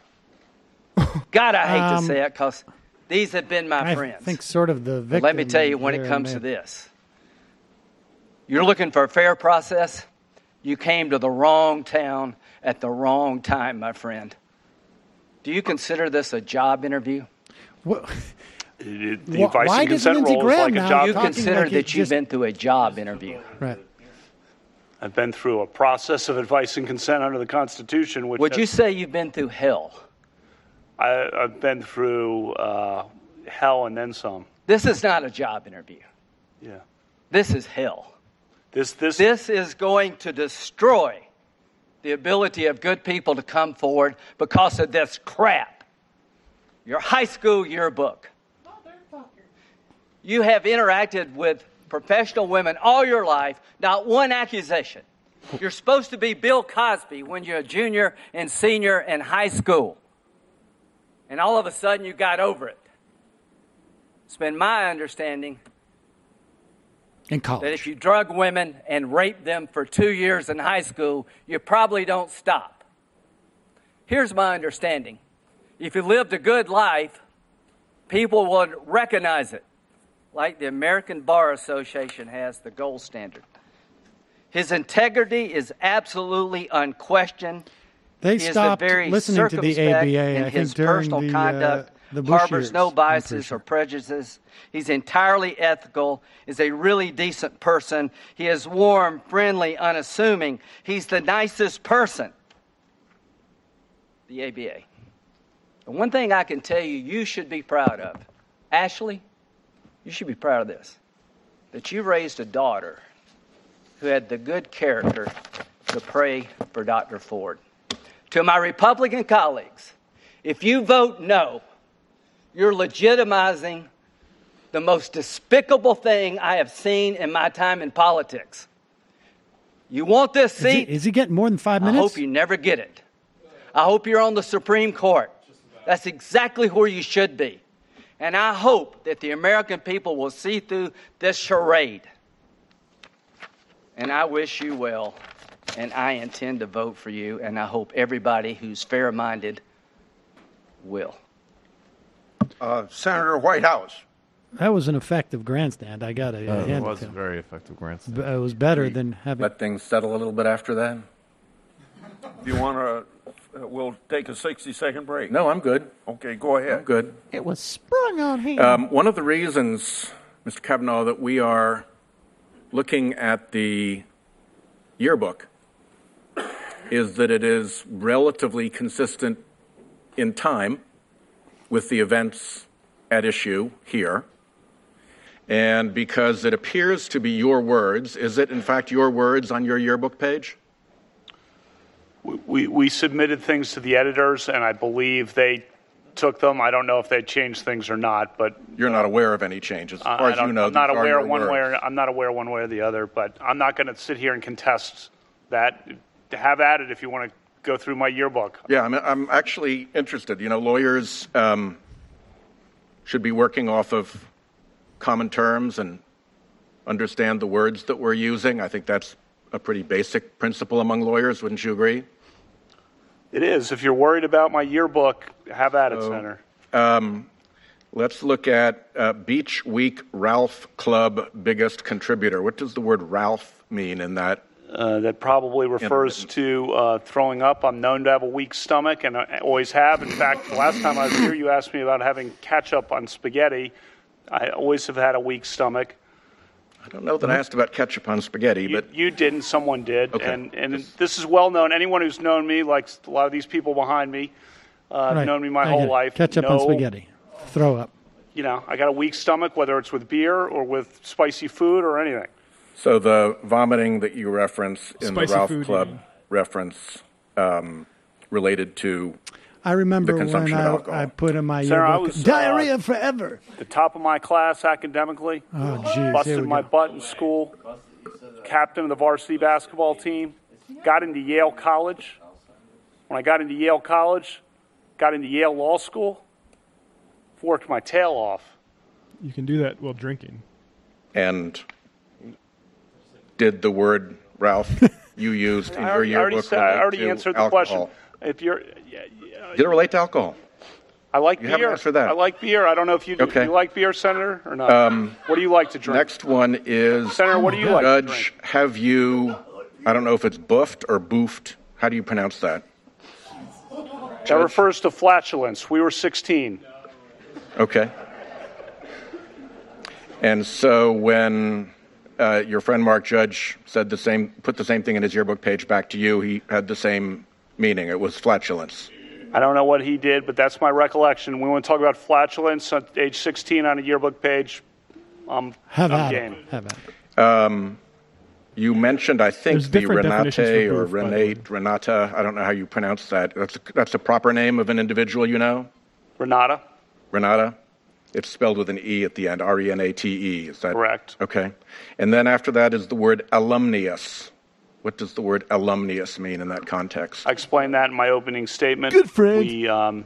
She was a great friend of ours.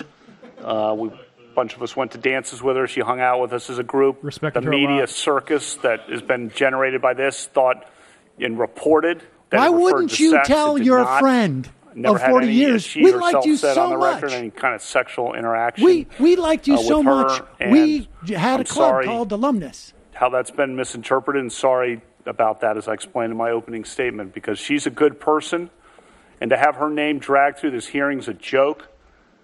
And He's not really an upset about the embarrassment. other friend? Devil's Triangle. Drinking game. How's it played? 3 glasses in a triangle. And? You ever played quarters? No. Okay, it's a quarters game. Ann Doherty's. As you can tell from my calendar, she had a party on the 4th of July in the beach in Delaware. And there are like 1, 2, 3, 4, 5, 6, 7 F's in front of the 4th of July. What does that signify, if anything? One of our friends, Squee, when he said the F word, starting at a young age, had kind of a wind-up to the F word. Kind of a and then the word would come out. And when we were 15, we thought that was funny, and it became an inside joke for how he would say and I won't repeat it here. Search for F the F word. Referring to Georgetown versus Louisville and... You want to name more on the Fs? No, Orioles versus Red Sox. In both, you respond, who won anyway, or who won that game anyway? Should we draw any conclusion that a loss of recollection associated with alcohol was involved in you not knowing who won the games that you attended? No. First of all, the Georgetown-Louisville was watching it on TV, a party. And that's not inconsistent with drinking and not remembering what happened. I'm aware. And the point of both was we, in essence, were having a party and didn't pay attention to the game, even though the game was the excuse we had for getting together. I think that's very common. I don't know if you've been to a Super Bowl party, for example, Senator, and not paid attention to the game and just hung out with your friends. I don't know if you've done that or not, but that's what we were referring to in those 2 occasions. Senator Cornyn. Judge, I can't think of a more embarrassing what happened to scandal for the United States Senate since the McCarthy what happened hearing. to Mitchell? Is it? He just compared this to When the McCarthy. comment was about the cruelty of the process toward the people involved. And the question was asked, have you no sense of decency? And I'm afraid we've lost that, at least for the time being. Do you understand you've been accused of multiple crimes? I'm painfully aware for my family and me to read about this. And if only I could get reporting. somebody Of to course, investigate this and the clear sexual my assault name. that Dr. Ford claims that you denied than the claims of Ms. Ramirez that not even the New York Times would report because they couldn't corroborate it. And then Stormy Daniels' lawyer released a bombshell accusing you of gang rape. What's that story about? All of those are crimes, are they not? They are, and I'm never going to get my reputation back. My life is totally and permanently I was going to say altered. Well, Judge, don't that give movie, up. I'm not giving up. The American people are listening to this, and they will make their decision. And I think you'll come out on the right side of this. Well, I will always be a good person and try to be a good judge, whatever happens. But so this is not a job interview. You've been accused of a crime. If you have lied to the committee and the investigators, that is a crime in and of itself, correct? That is correct.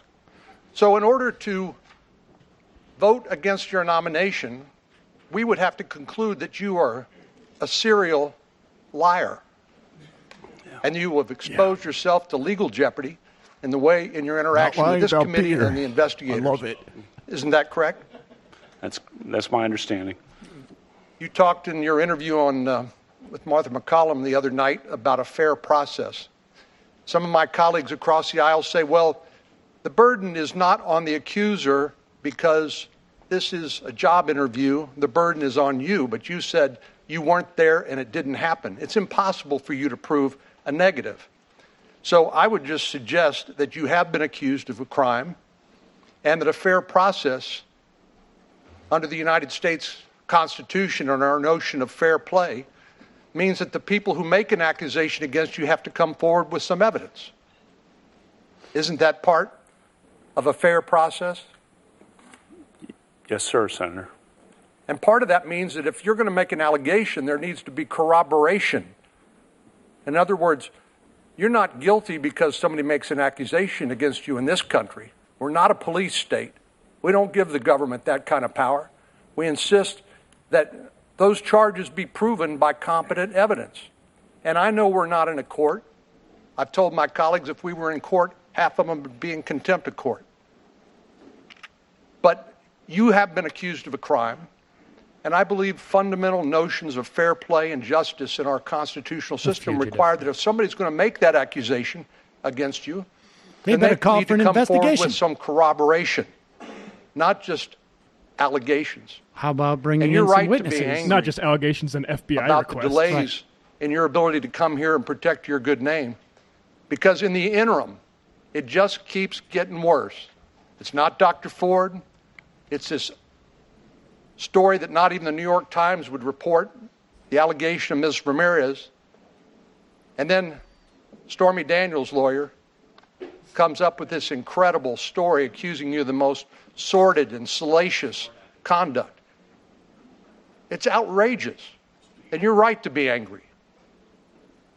But this is your chance to tell your story, and I hope you have a chance to tell us everything you want to tell us, but the burden is not on you. You just took the 5 minutes worth of questioning. The allegations made. The burden under our system, when you accuse somebody of criminal conduct, is on the person making the accusation. Now, I understand this isn't a trial, like I said, but I just wanted to make sure that we understood. It's hard to reconstruct what happened 36 years ago, and I appreciate what you said about Dr. Ford, that perhaps she has had an incident at some point in her life, and you are sympathetic to that. But your reputation is on the line, and I hope people understand the gravity of the charges made against you and what a fair process looks like. Senator Klobuchar. Thank you, Mr. Chairman. Judge, we're talking here about decency, and you understand we have this constitutional duty to advise and consent. And for me, when this Cornyn evidence just spent the entire 5 forward, minutes not letting him I decided that I needed to look at this, and I needed to find out about it, and I needed to ask you questions about it, as well as others that were involved. So, again, I'm not going to take quite the same approach as my colleagues here and talk about Don McGahn or any of this. Why don't you just ask the president? Dr. Ford can't do this. We clearly haven't been able to do this. But just ask the president to reopen the FBI investigation. I think the committee is you're doing the investigation. I'm here to answer your questions. Wow. And I should say one thing, Senator Klobuchar, which is I appreciate our meeting together, and I appreciate how you handled the prior hearing, and I have a lot of respect for you. Well, thank you. All of that aside, here's the thing. You could actually just get this open so that we can talk to these witnesses and the FBI can do it instead of us. And you've come before us, but we have people like Mark Judge, who Dr. Ford says was a witness to this. We have this polygraph expert that my colleagues were raising issues about the polygraph. We would like to have that person come before us. And I just think if we could open this up. I don't mean to interrupt, but I guess I am. But Mark Judge has provided sworn statements saying this didn't happen and that I never did or would do. But we would like the FBI to be able to follow up and ask him all three questions. accusers have also provided sworn statements. Past nomination processes, and you talked about those. And I note that President George Bush, in the Anita Hill Justice Thomas case, he opened up the FBI investigation and let questions being asked, and I think it was helpful for people. So was his decision reasonable?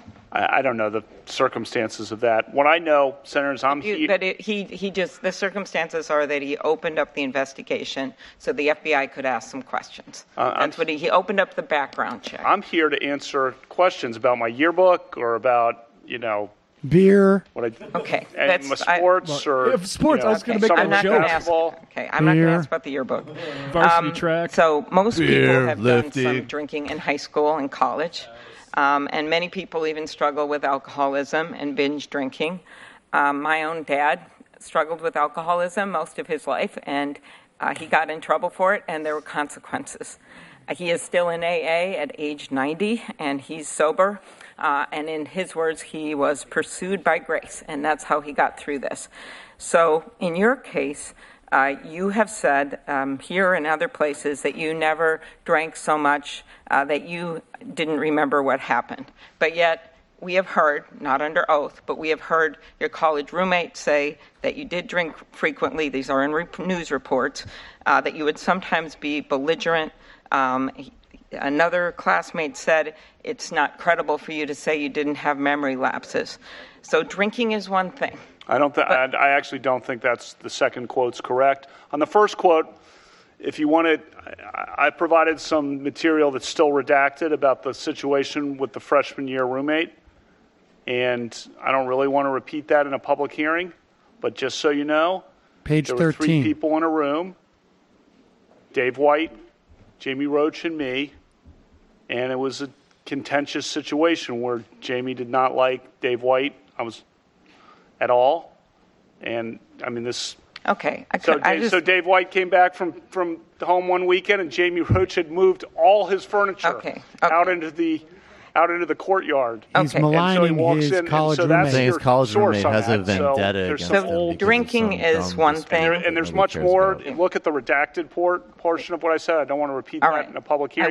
I will. Could I just ask one more question? Redacted information about that. Okay. Drinking is one thing, but the concern is about truthfulness.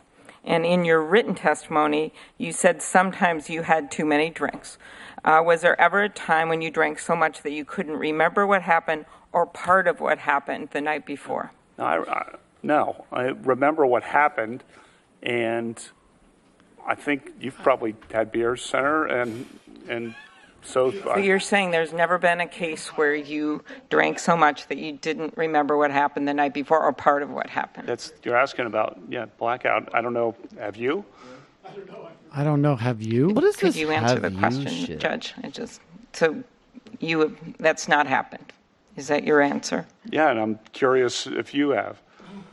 I have no drinking problem, Judge. Yeah, nor do I. Okay, thank you. What does he think he's accomplishing? Hatch. What the fuck is the matter with this? He just got a note. Don't be such a dick. Yeah.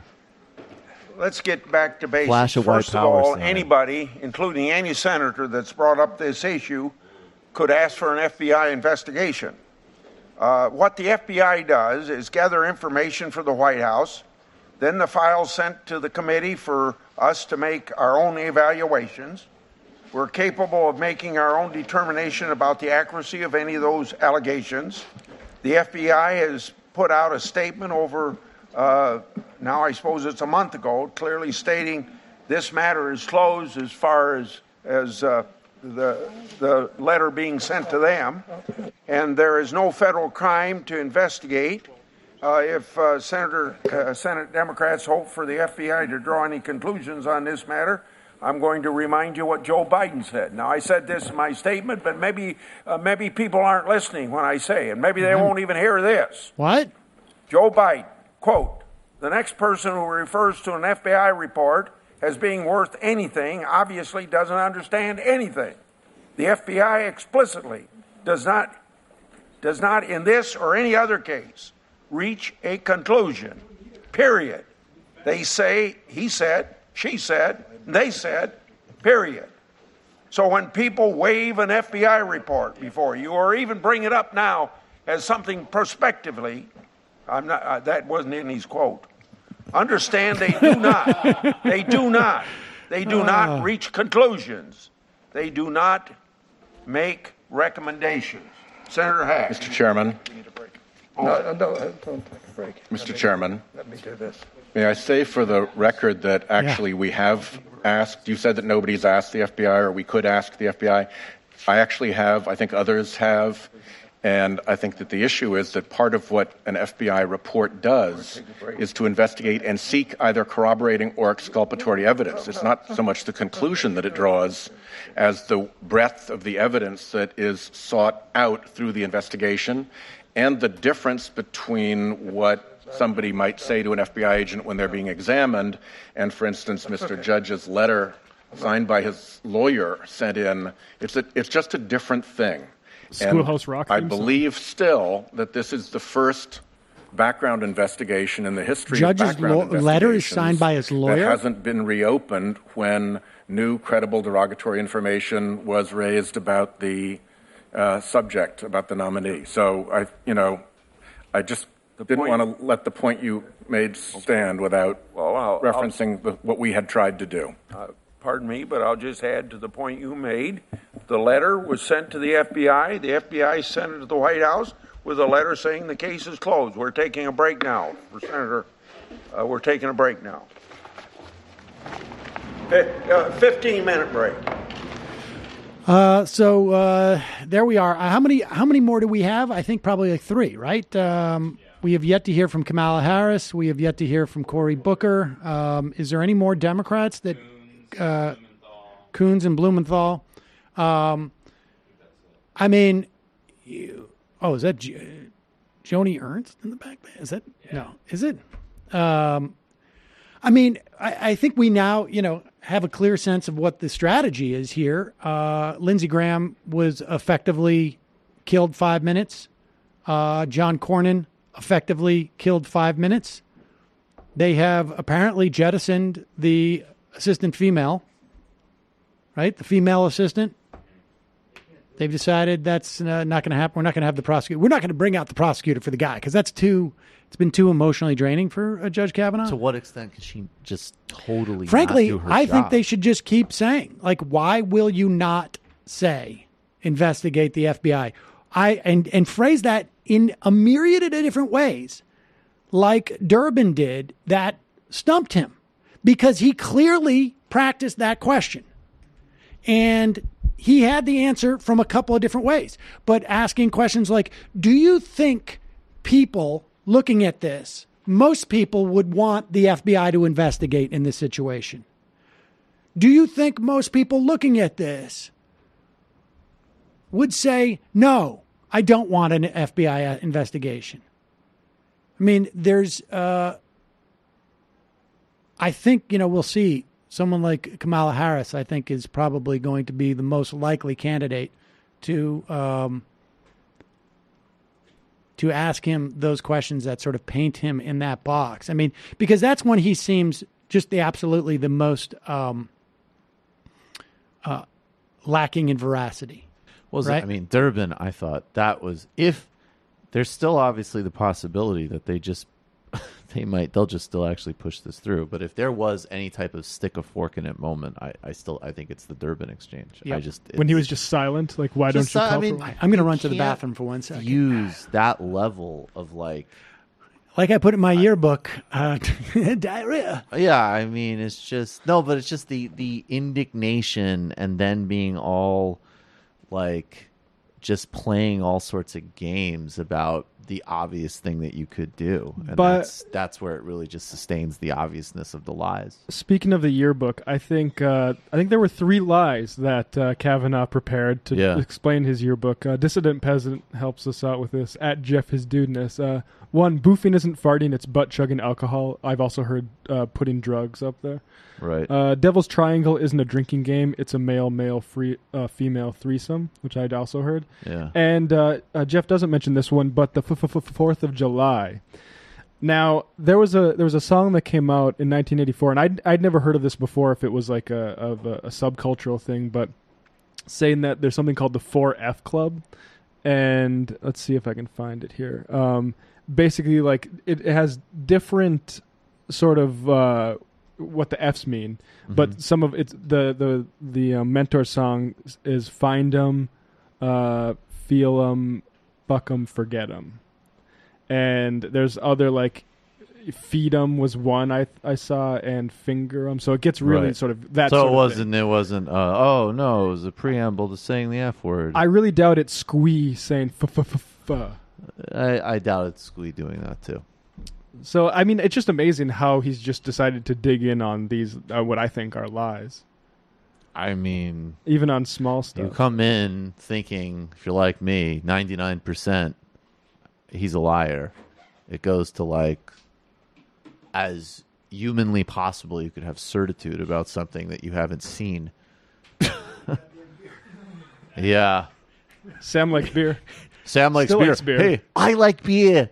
I like beer. Do you like beer? No, but do you? I want to know. No, I want to know if you like beer. Have you lost consciousness have you ever drinking? Have you got blacked out? I am going to have... Have you ever drank beer and have a good time? No. I want to know. Whoever briefed him, it's like, and you know what? That's what happens. Ask them the question right. Ask them the question right back to them. That's what you should do. Get all whiny, weird, and indignant. Right. Never say you want an FBI investigation and then do, I know you are, but what am I? The old Yale Law School technique. I want whatever, but whatever they want. The guys I want anything to clear my name as long as they're all right with it. As long as they're cool with it. By the way, have you ever had a beer, Senator? I like beer. Beer's awesome.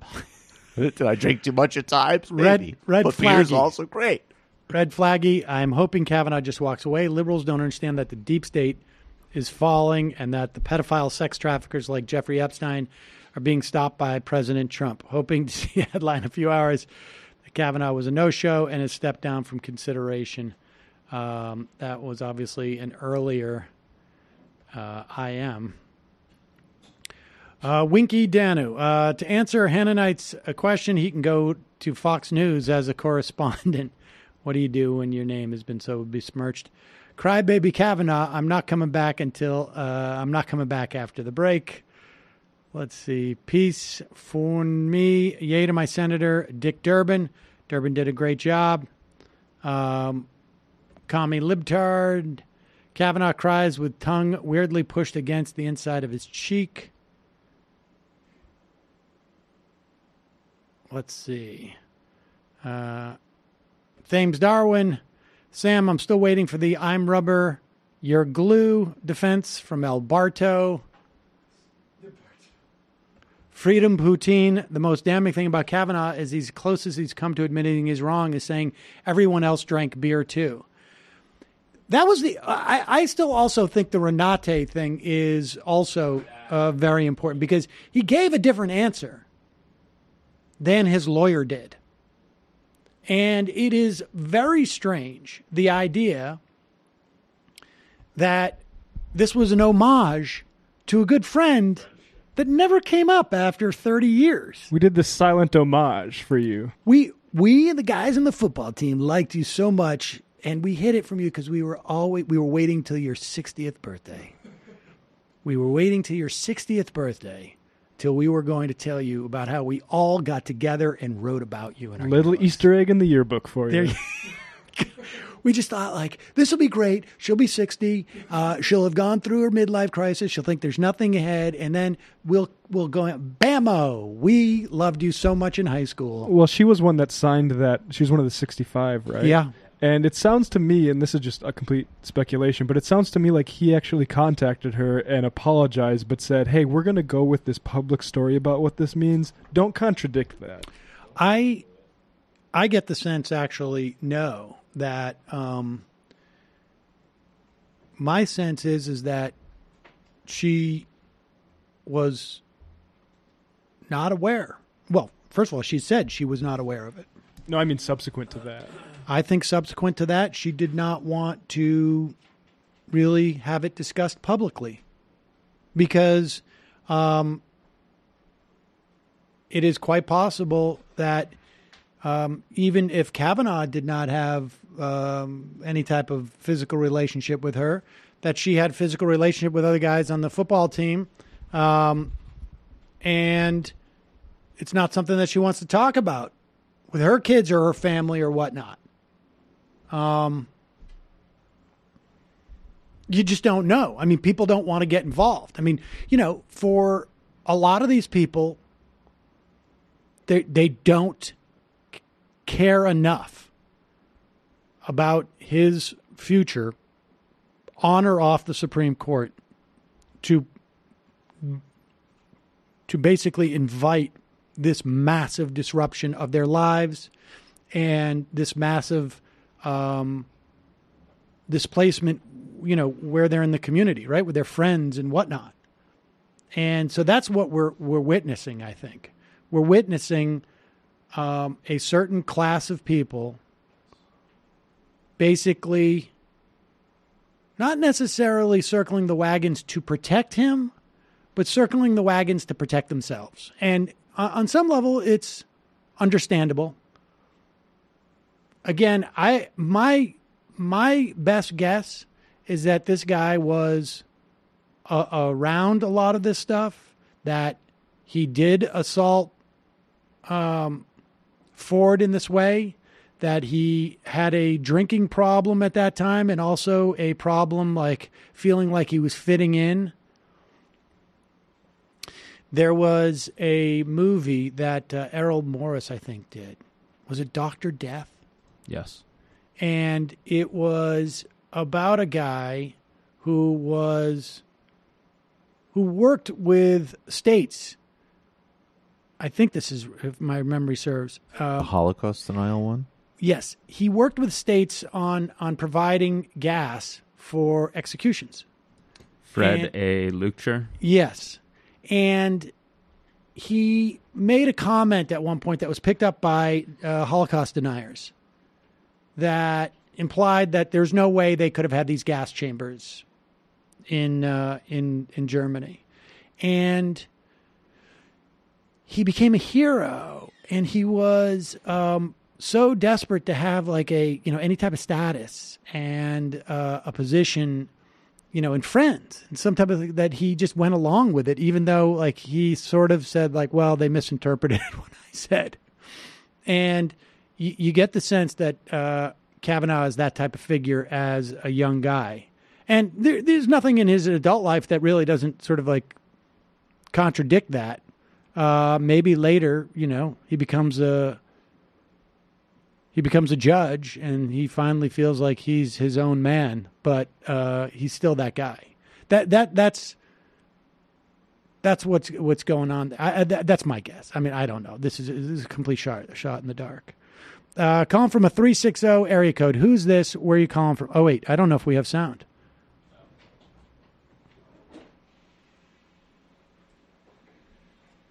Let's see. 360? Sam? Yes? Who's this? Sam. Yes. Hey, Ogre from Washington State. Hey, real quick, because I want to actually get from back to Washington watching. State. If they come back. Yeah. Ogre, O-G-R-E. Okay, Ogre, Washington State. Sorry, just picking a name. So anyway, background investigations, they don't work that way. The whole notion like, oh, I've already been looked into and everything's fine. Generally, it's like a very flat, kind of shallow thing. They don't start off asking stuff like, hey, have you ever been involved in gang rapes and bullshit like that. So the fact that he keeps going back to that and basically saying like, oh, well, I was already looked into in the past, that comes across really disingenuous if you know anything about how that process works. Let's also be clear. The FBI, in the time from when Kavanaugh, Ford made her or made her basically her accusations public, a week and a half ago now, right? Between those 10 days, the FBI could have interviewed every single person who has come up in this conversation multiple times. Multiple times the FBI could have done this. I agree. They could have gotten all the records from the safe. They could have done all of it. Yeah, I'm sorry. The other thing I wanted to point out, and if you watch Ford's testimony this morning and then the way that he's getting away with filibustering so damn bad now, anytime that she even tried to search her memory for something, because you could tell it was coming across very genuinely that she was trying to be accurate, that she didn't want to say something or misspeak because she cares about the process. That's the feeling I got.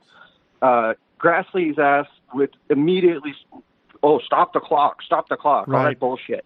Meanwhile, this dude's been carrying on about beer and hops and all this other garbage. Like, it's so frustrating to watch this shit. I feel like I'm channeling Judy Gold, and I want to start just fucking cursing. Well, I understand the feeling. I appreciate the call, Ogre. Let's go to... they don't have a phone. 266. 266. Yeah. Hello. 266. They come here to say, asking me, how come they didn't call us? Why they didn't have the call? Yeah, So you're the messenger. Call us. What's that? Wow. All right. Wow. All right. Let's go to a... I don't know what this is. 491. I've never seen a number this long ever. 4915. Who's this? Come from a 49 area code? 491? 516? That was strange. David Enrick, a finance editor at New York Times, tweets out, based on extensive interviews by me and Kate Kelly with Kavanaugh's former Georgetown prep classmates, what he just said about the meanings of boofed and devil's triangle is not true. Really? Yeah, and when you were away, I said boofed means taking either alcohol or drugs anally, and devil's triangle is a male, female threesome. Wow. So he was cleaning up those yearbook he was well bit. Practiced on that, Yeah. right? I mean, that was obvious they were going to ask that question. What do these things mean? And he came up with alternate versions. That's when of them. Squirt farted. But apparently, have you ever farted, Squeak. Senator? Yeah. Apparently, the fourth is what classmates are saying about that one. So that one's okay. Apparently. So 1 of 4. Calling from a 516 area code. Who's this? Where are you calling from? Hey, is this me? Yes, it is you. Who is you? Hi, my name is Eric. I'm calling in because... Eric, where are you calling from? Eric from Long Island. All right, Eric from Long Island. Got to be quick. What's going on? Quick, because they're going to sit All right, down yeah, again. I'll be quick. Yeah, I just wanted to say something real quick about... I know you guys have been getting a lot about this, but I wanted to say fuck Jimmy Dore. Eric, listen. I appreciate the sentiment. They're on the hunt. You know, I appreciate the sentiment, but I want to just stay on topic. But thank you, Eric. I mean, I get that this is arguably on topic because, but you know, let's just I want to stay narrowly focused. Calling from a 504 area code. Who's this? Where are you calling from? Tell me something I don't know about this hearing. Hey, this is Tony. I think that your approach earlier where you say, well, they should just constantly focus on the same thing, I think that's wrong. I think the approach that they should take is catch him on these lies, because there are provable lies that he did in the previous hearings. And once you establish that, hey, you lied here, okay, right. Now you're saying we should take you at your word, and your word should be your bond. No, your word is not your bond when you're a proven liar, under oath, mind you. And yes, that is perjury. Yeah, you are perjured. You already perjured yourself. So start there and then go into the other stuff, the other allegations, where he's at right now. That's what they should do. And yes, he looks ridiculous. He looks ridiculous. All right, appreciate the call. I'm going to take your point. I want to take one more call. Calling from a 561 area code. Who's this? Where are you calling from? Hey, this is Mark. Can you hear me? Yeah, Mark, where are you calling from? From beautiful Delray Beach. So I just had a quick take I wanted to give you guys on Kavanaugh. Go. There's a lot that I would disagree with you about what you would normally say, but there's a whole aspect of society that also doesn't like Kavanaugh. I happen to be conservative, but I think you should treat women with respect, which obviously he does not do. He might go to church every Sunday, but he seems pretty judgmental. And blackout drunk, he doesn't really have a good answer for that. Maybe he shouldn't be drinking so much. All right. So I think there's a lot of actual conservative people that are going to dislike him and definitely dislike Trump. All right. Well, Mark from Delray, I appreciate it. Thanks for the call. We shall see about that. I wish I had more time to talk to you about that because I'm a little skeptical, but they're starting up again. Here is Kavanaugh. Senator, I had a beer. Just had a couple of brews. His tie's still undone.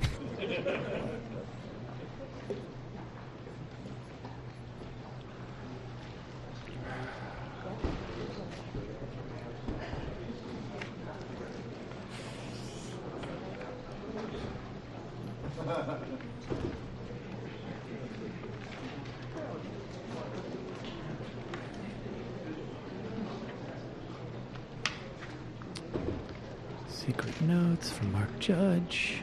I wonder what Mark Judge is doing right now. Working on his YouTube channel. Right. His comeback. Reading comic books. Judge, are you ready? I am ready. And can I say one thing? Yes. I'm just going to say, I started my last colloquy by saying to Senator Klobuchar how much I respect her and respected what she did at the last hearing. And she asked me a question at the end that I responded by asking her a question. And I did that. This is a tough right. process. He got that yellow sheet that said you're being a dick. I would like to add, when you have a parent that's alcoholic, you're pretty careful about drinking. And the second thing is, I was truly just trying to get to the bottom of the facts and the evidence. And I, again, believe we do that by opening up the FBI investigation, and I would call it a background check instead of investigation. That's right. Do you like FBI investigations? Well, thank you, Judge. Welcome. We're Do you happy like to have FBI you here. investigations? My friend from where the heck is? My friend from Arizona emphasized. Where's poor Rachel Mitchell? Before us today, two human beings, Dr. Ford and Judge Kavanaugh. They deserve. Each of you deserves to be treated fairly and respectfully. We tried to do that with Dr. Ford earlier, and I think we succeeded. It's important that we treat Judge Kavanaugh fairly now, and it remains to be seen how that's going to work out. Judge In Kavanaugh other words, has been a federal Kamala judge Harris may for ask him 12 hard questions. years, and he's been a great federal judge on the second highest court in the nation. He's earned a reputation for fairness and decency. I'm going to talk for 5 minutes. His clerks love him. His students, he teaches in That's all they do. law school as well. His students So love him. they're just running out the clock. His colleagues love him. This man is Unless not there's a any more monster, Lindsey Graham nor is he what has been grandstands. represented here in these hearings. Matt, can We're we talking hit today the D about button and Judge speed this Kavanaugh's up? conduct Right, exactly. in high school. And even then, and as a freshman in college, I guess, as well. Serious allegations have been raised. If Judge Kavanaugh committed sexual assault, he should not serve on the Supreme Court. I think we'd all agree with that. But the circus atmosphere that has been created since my Democratic colleagues first leaked Dr. Ford's allegations to the media 2 weeks ago, after sitting on them for 6 weeks, I might add, has brought us the worst in our politics. It certainly has brought us no closer to the truth. Anonymous letters with no name and no return address are now being treated as national news. Well, that's because you reported it. Lawyers Dude, came from a Republican facially senator. implausible claims are driving the news cycle. I hate to say this, but this is worse than Robert Bork, and I didn't think it could get any worse than that. This is worse than Clarence Thomas. I didn't think it could get any worse. Put that to rest. He can be Kavanaugh. This is a now. national disgrace, the way you're being treated. And in the middle of it all, we have Judge Kavanaugh, a man who until 2 weeks ago was a pillar of the legal community. There's been no whisper of misconduct by him in the time he's been a judge. What we have are uncorroborated, unsubstantiated claims from his teenage years. Claims that every alleged eyewitness has either denied or failed to corroborate. I do not mean to minimize the seriousness of the claims. I'm doing that, but I don't mean claims, to. But the search for truth has to involve more than bare assertions. Like Dr. Ford, Judge Kavanaugh deserves fair treatment. He was an immature high schooler. What? So were we all. That he wrote or said stupid things sometimes does not make him a sexual predator. I understand the desire of my colleagues to tear down this man at any cost. I do understand it. But let's at least be fair and look at the facts or the absence thereof. Guilt by association is wrong. Immaturity does not equal criminality. That Judge Kavanaugh drank in high school or college does not make him guilty of every terrible thing that he's recently been accused of. A lifetime of respect and equal treatment ought to mean something when assessing allegations that are flatly inconsistent with the course of a person's entire adult life. With those comments, Judge, I'd just like to ask you a few questions, if I can, about how, and if you can be short in your answers, it'd help me get through a bunch of them, about how this process has unfolded. When did you first learn of Dr. Ford's allegations against you? It was a week ago Sunday, when Washington Post story. Isn't that amazing? Did the ranking member raise these allegations in your one-on-one meeting with her last month? She did not. Did the ranking member raise them at your public hearing earlier this month? No. Did the ranking member raise them at the closed session that followed the public hearing? She was not there.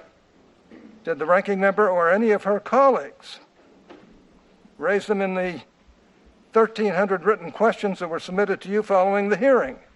No. When was the first time that the ranking member or her staff asked you about these allegations? Today. When did you first hear of Ms. Ramirez's allegations against you? In the period since then, in the New Yorker story. Did the ranking member or any of her colleagues or any of their staffs ask you about Ms. Ramirez's allegations before they were leaked to the press? No. When was the first time that the ranking member or any of her colleagues or any of their staff asked you about Ms. Ramirez's allegations? Today. I think it's a disgrace between Senator Coons. Thank you, Mr. Chairman. Judge Kavanaugh, today's hearing is about Dr. Ford's serious allegations about sexual assault. You have unequivocally denied those claims, but we're here today to assess her credibility and yours. And in our previous vigorous exchanges in the previous confirmation hearing rounds, I found that your answers, at times vigorously defended, but at other times struck me as evasive or not credible on key issues. And it's against that backdrop that I'm seeking to assess your credibility today. You said in your opening that rule of law means taking allegations seriously, and I agree with that. It brings me no joy to question you on these topics today, but I do think they're serious, and I think they are worthy of our attention. So let me, if I can, return to a line of questioning my colleague was on before, which was about whether you've ever gotten aggressive while drinking or forgotten an evening after drinking. Those are two different questions. I've already answered the second one. As to the first, I think the answer to that is basically no. I don't know really what you mean by that. Like, what are you talking about? Well, the reason I don't mean it that way, but no is the basic answer, unless you're talking about something that I'm not aware of that you're going to ask about. The reason I'm asking, we've had a very brief period of time to weigh outside evidence, and I'll join my colleagues in saying I wish we had more evidence in front of us today to weigh. Do you remember Liz Swisher, a college classmate of yours from Yale? First, on their point about the outside evidence, all four witnesses. Well, let me focus. I'm trying to get this question. I know, but you made a point, and I just want to emphasize: all four witnesses who are allegedly at the event have said it didn't happen, including Dr. Ford's longtime friend, Ms. Kaiser, right. who said and if she's Mark never... Judge, Mark Judge were in front of us today to question, we'd be able to assess his credibility. But let me just get through if I can, Your Honor. Liz Swisher is a college classmate. She's now a medical doctor, and I'm quoting from a recent interview she gave. She said Brett Kavanaugh drank more than a lot of people. He'd end up slurring his words, stumbling. It's not credible for him to say he's had no memory lapses in the nights he drank to excess. I know because I drank with him. How should we assess that?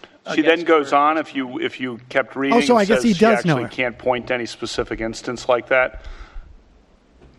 The quote that jumped out at me was, Brett was a sloppy drunk, and I know because I drank with him. There's also I don't think that I do not think that's a fair characterization. And Chris Dudley's quoted in that article. And I would refer you to what Chris Dudley said. I spent more time with Chris Dudley in college than just about anyone.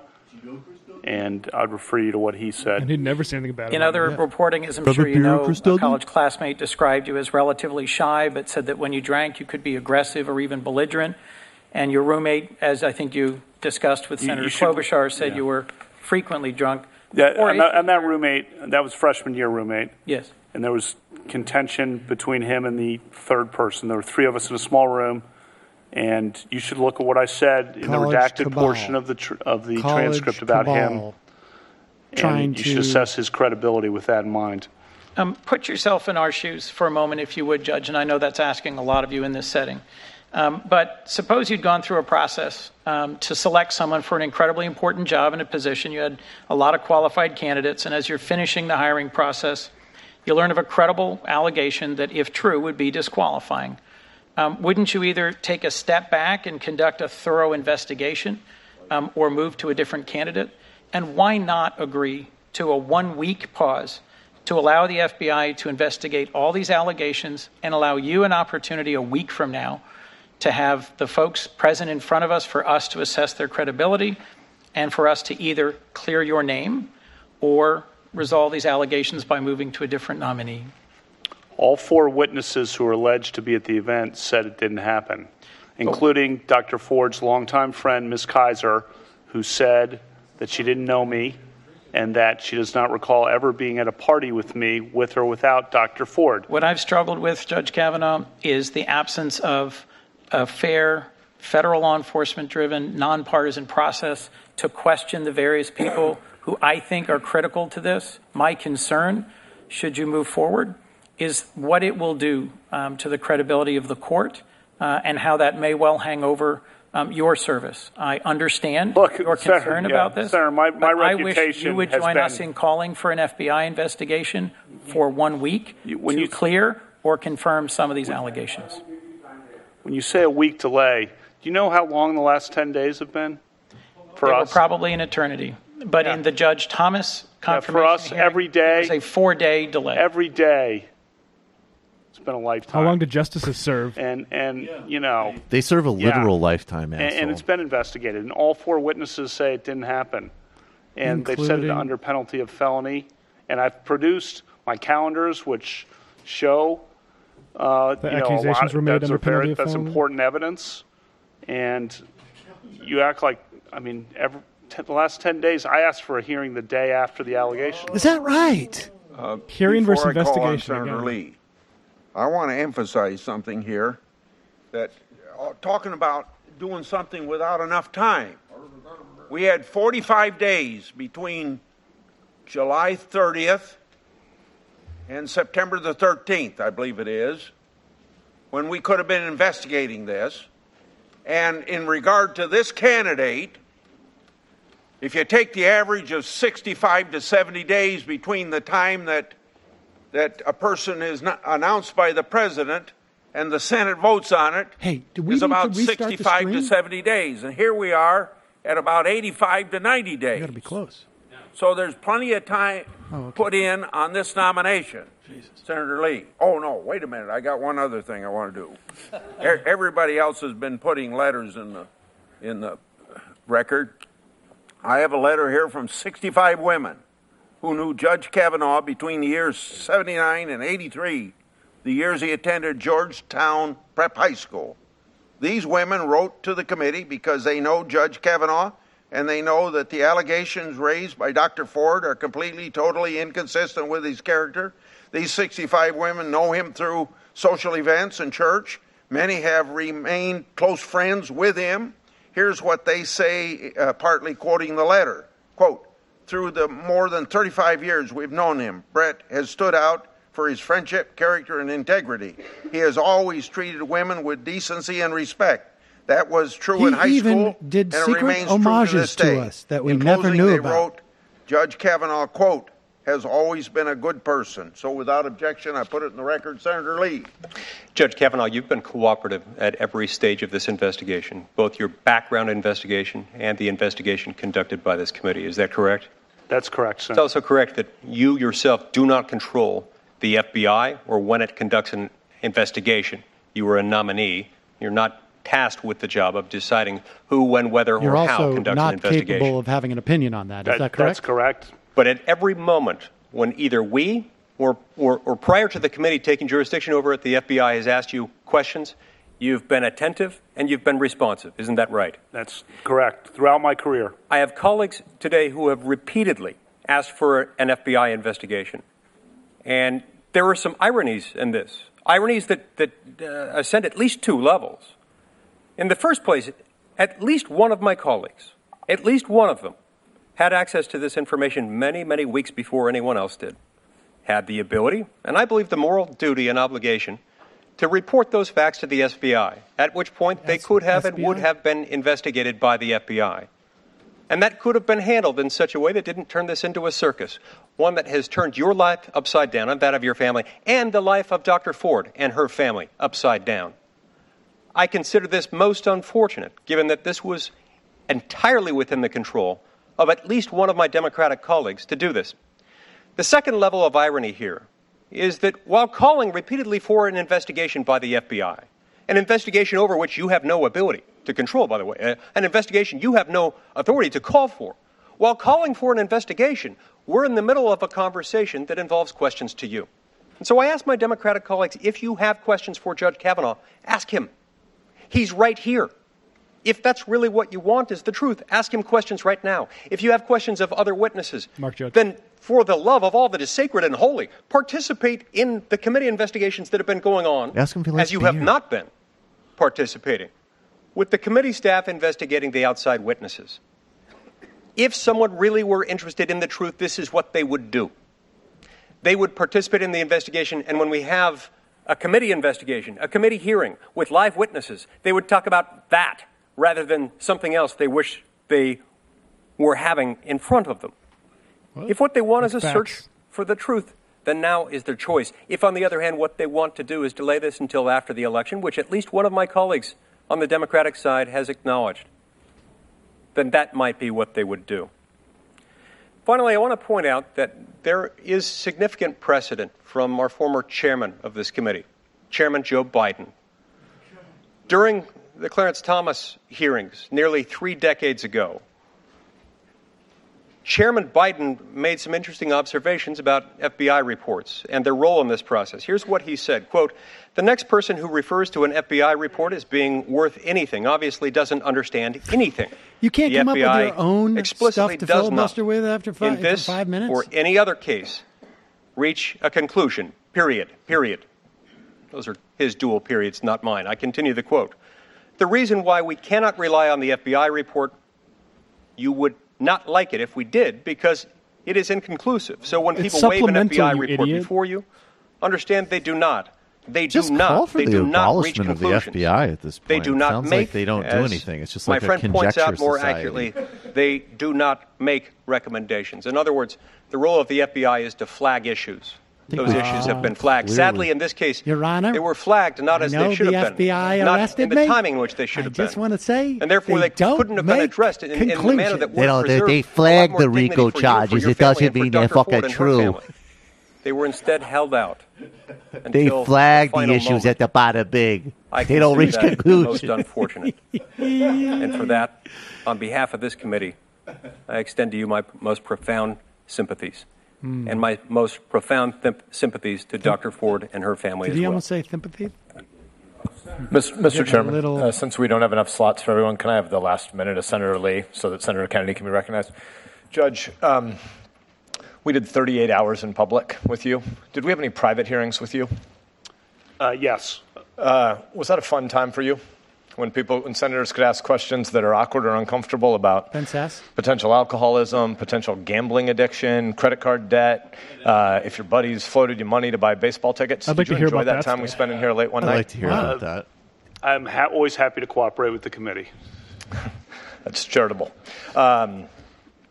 Were you ever asked about any sexual allegations when we had that time in here with you alone? Why can't we hear about the gambling and the... Did the ranking member already have these allegations for, I guess this would have been September 6 or 7? And the letter was written on July 30th.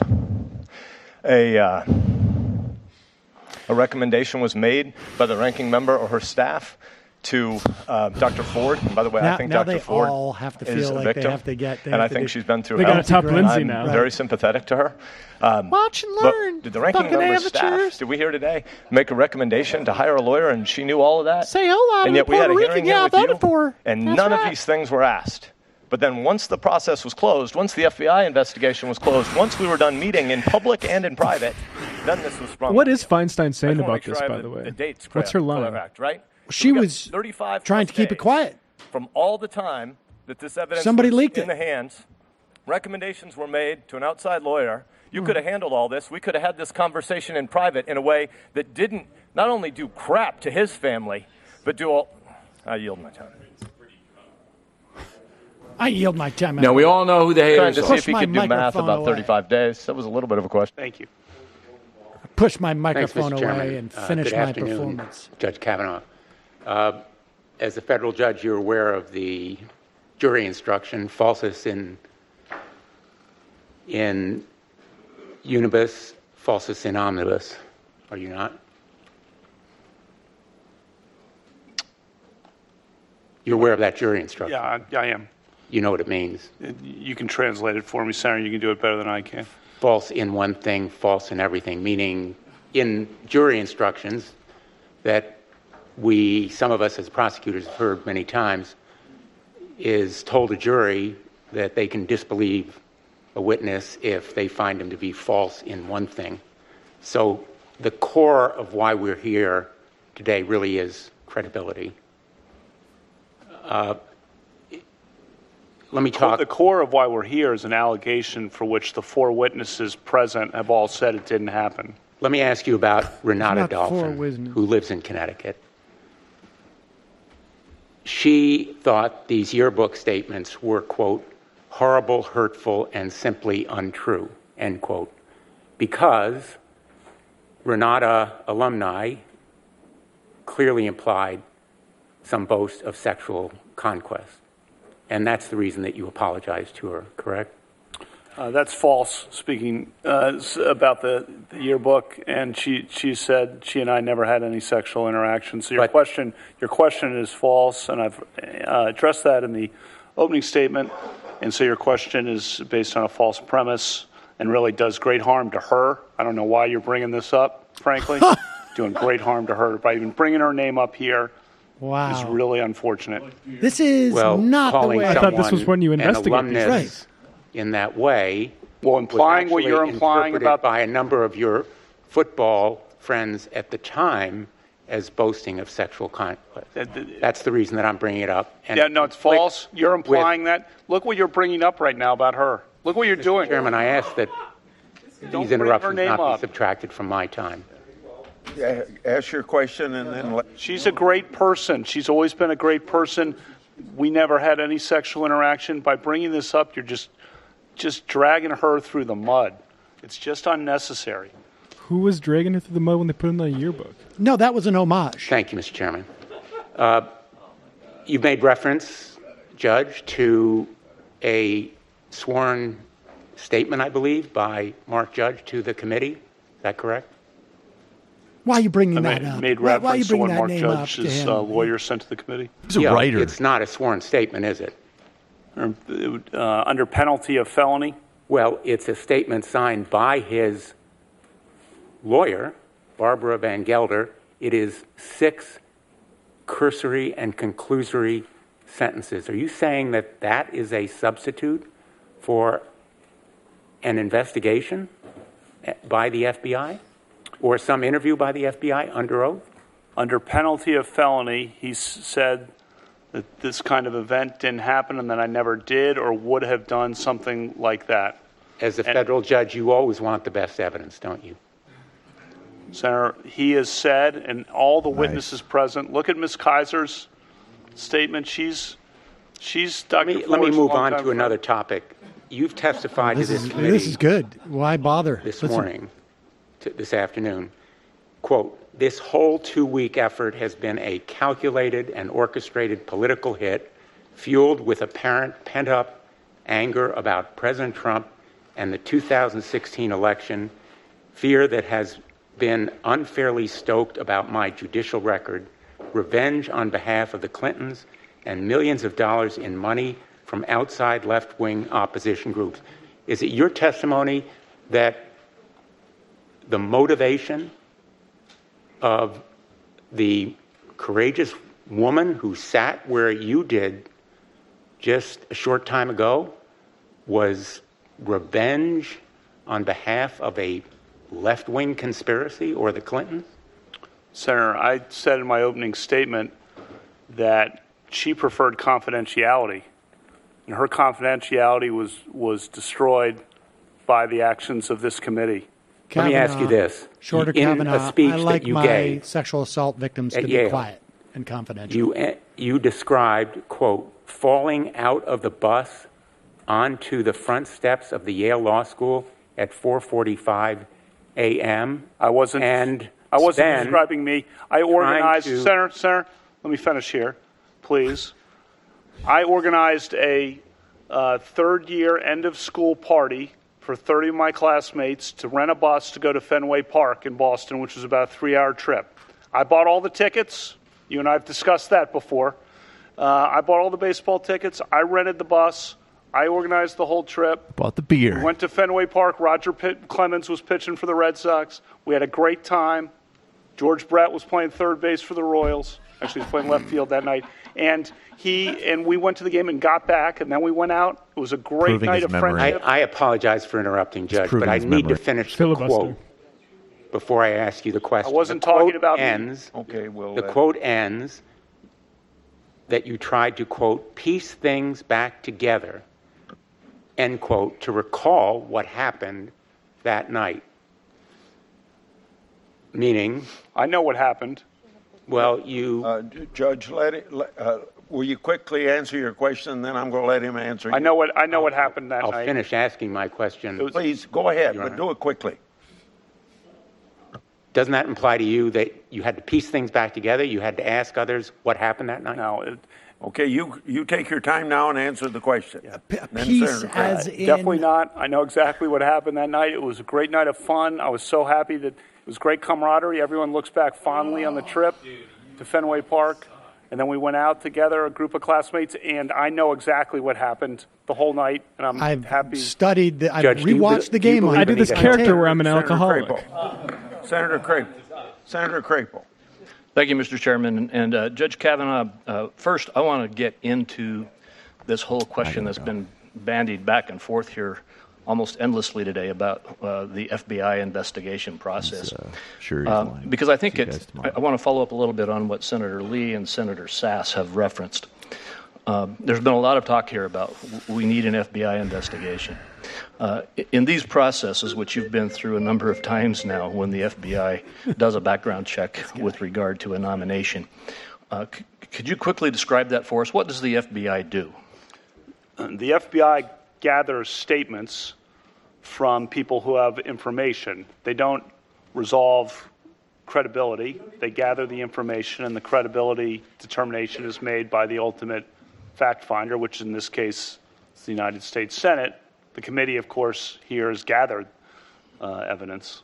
And the FBI then gives that report to the White House, if I understand it, and the White House then transfers it to the Senate. Is that That's my understanding, control? Yes. And as you indicated, it does not do, and it's been said many times here today, the FBI does not make judgments. It gives the Senate committee information. At that point in time, if I understand the process correctly, the Senate, the United States Senate Judiciary Committee, has legal authorities. If it receives information in an FBI report that it wants to further investigate, the Senate has legal authority to conduct further investigation. Is that correct?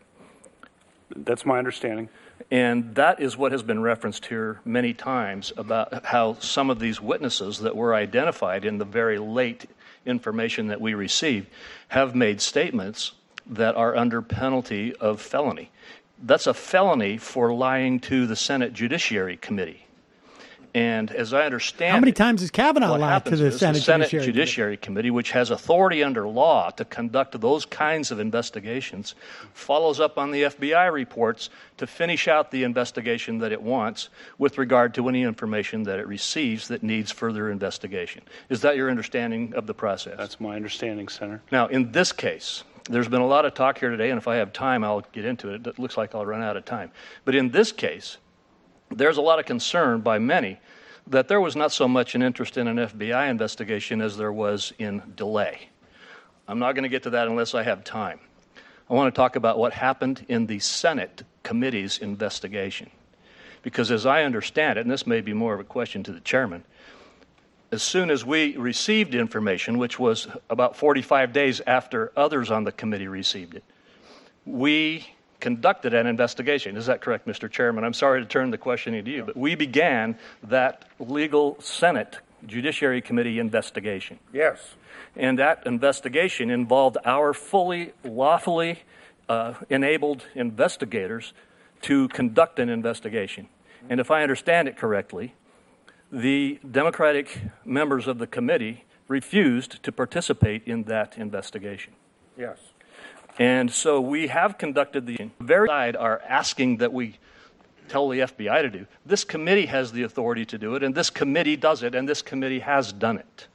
Now, there may be more demands for more interviews and more investigation, but when you, Judge Kavanaugh, have referenced the testimony that has come from those who were identified as being at this event, the testimony that has been received from them is information that has been received pursuant to a Senate committee investigation. And I just think it should be made clear. I think there's been a lot of back and forth here about, we're not getting information, we're not looking at this. So that, you don't want to look into the investigation. You don't want to see what happened. Nobody's watching anymore. Everybody turns it off. Thoroughly investigated every witness that has been identified to us. And we have statements under penalty of felony from them. So I just want to conclude with that. I got 45 seconds left, so I'm going to just ask you one quick question, again on timing.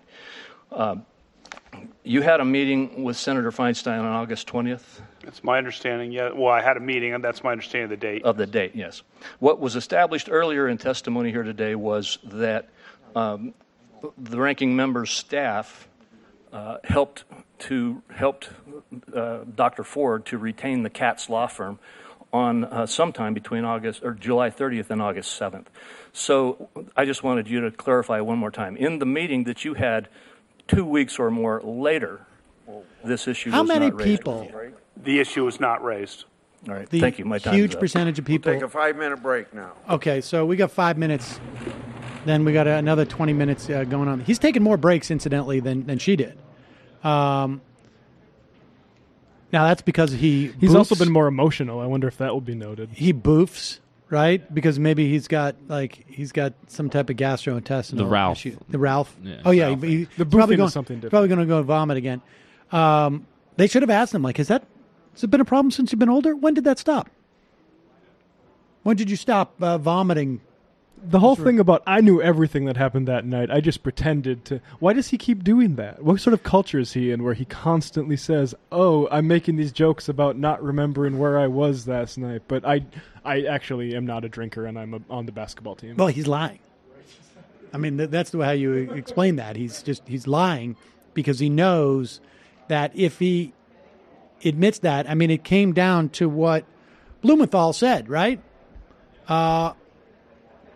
If you find the witness lying once, then they're all lies. They have ruined their credibility. And he painted himself into a corner by saying, I never partied. Because if they go down that route, they're going to uncover a lot more of the stuff, I think is the problem for him. But it's very hard. Lindsey Graham's performance notwithstanding, Ben Sass's attempt at being the host of the Oscars next year, also notwithstanding. Brett Kavanaugh went into this as the least popular nominee, I think, in the history of SCOTUS. It is hard to imagine that he's going to walk away from this with more support. She came off as too credible, and he's coming off as not so credible.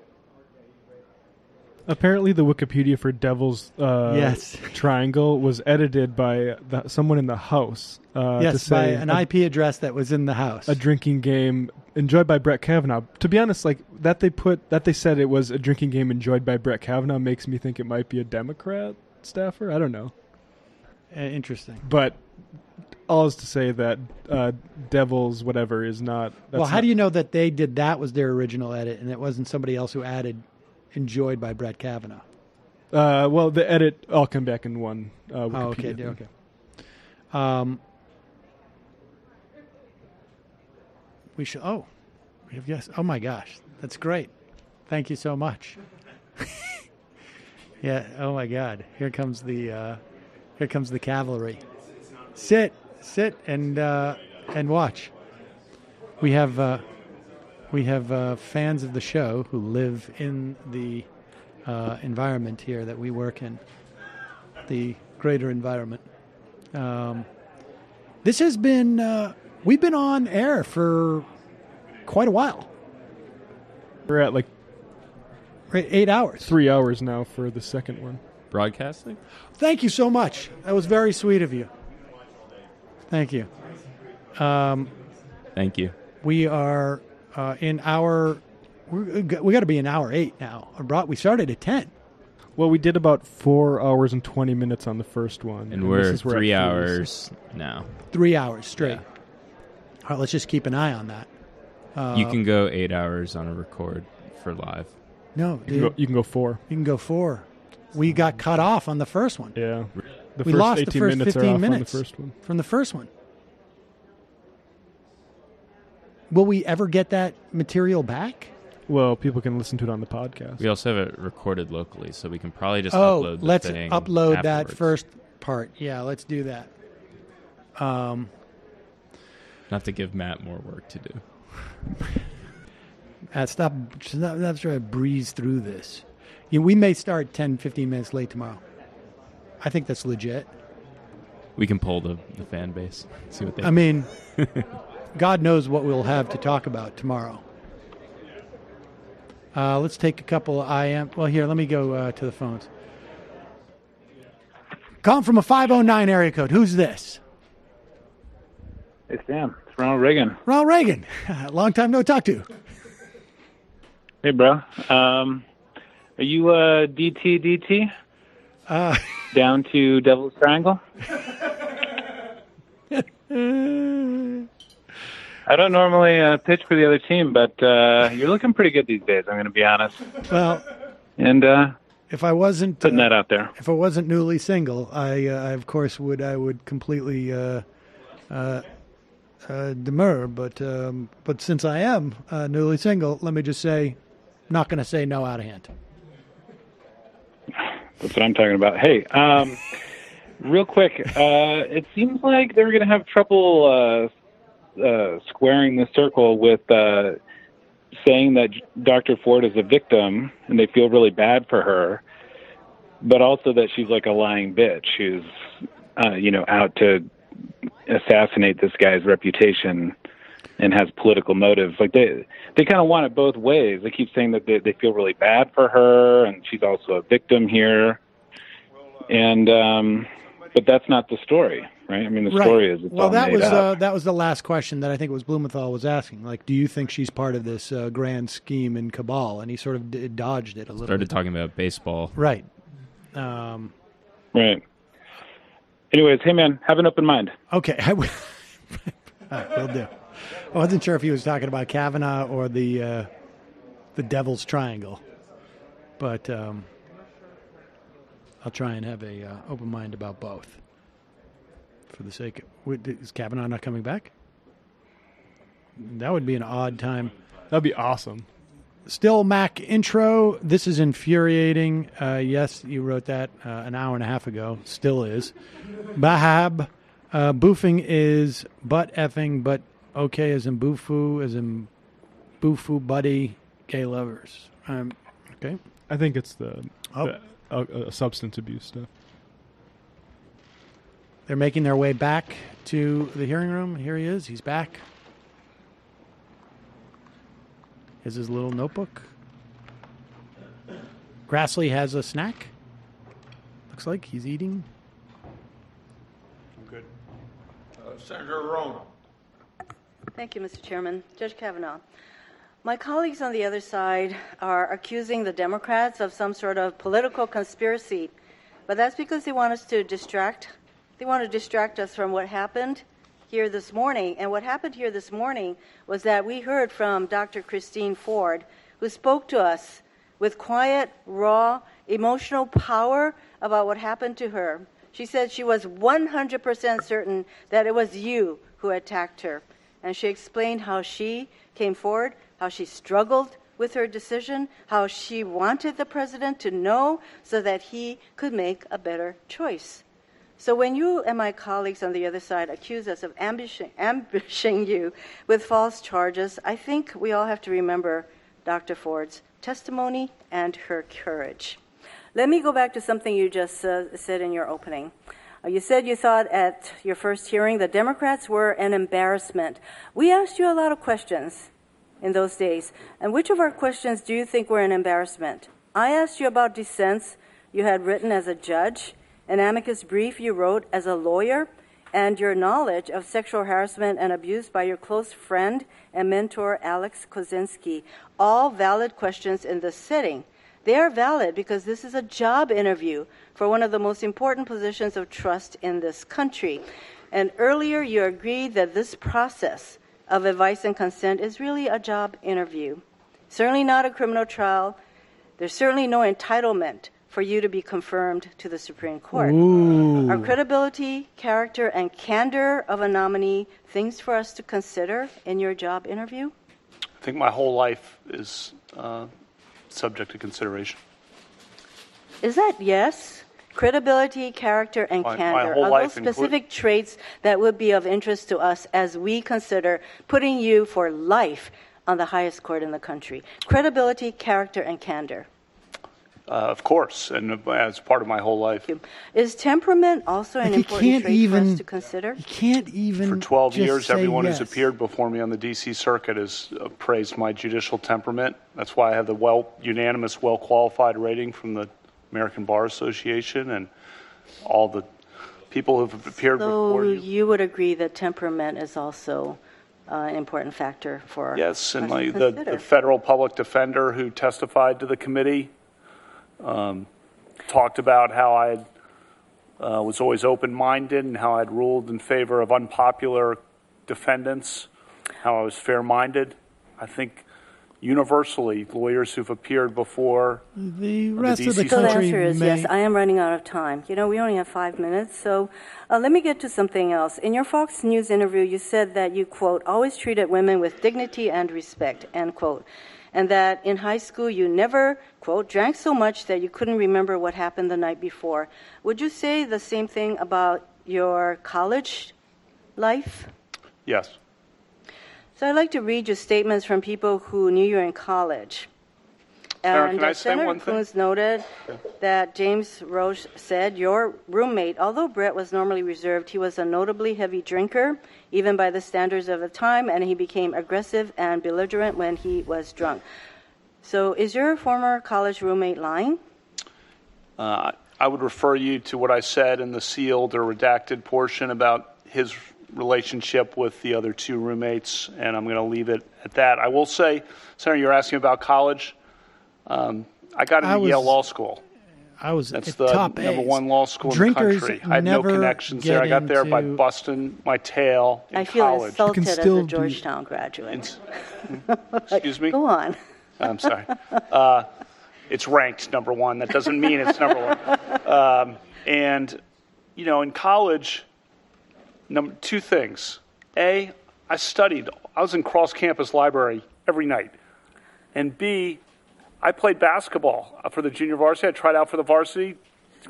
The first day I arrived on campus, we had captain's workouts. I played basketball every day, all through. And then as soon as the season was over in late February, captain's workouts started again. Those college basketball players never So partied. you were not basketball player. I only have 23 seconds. So you were not as sloppy drunk, and so your roommate was lying.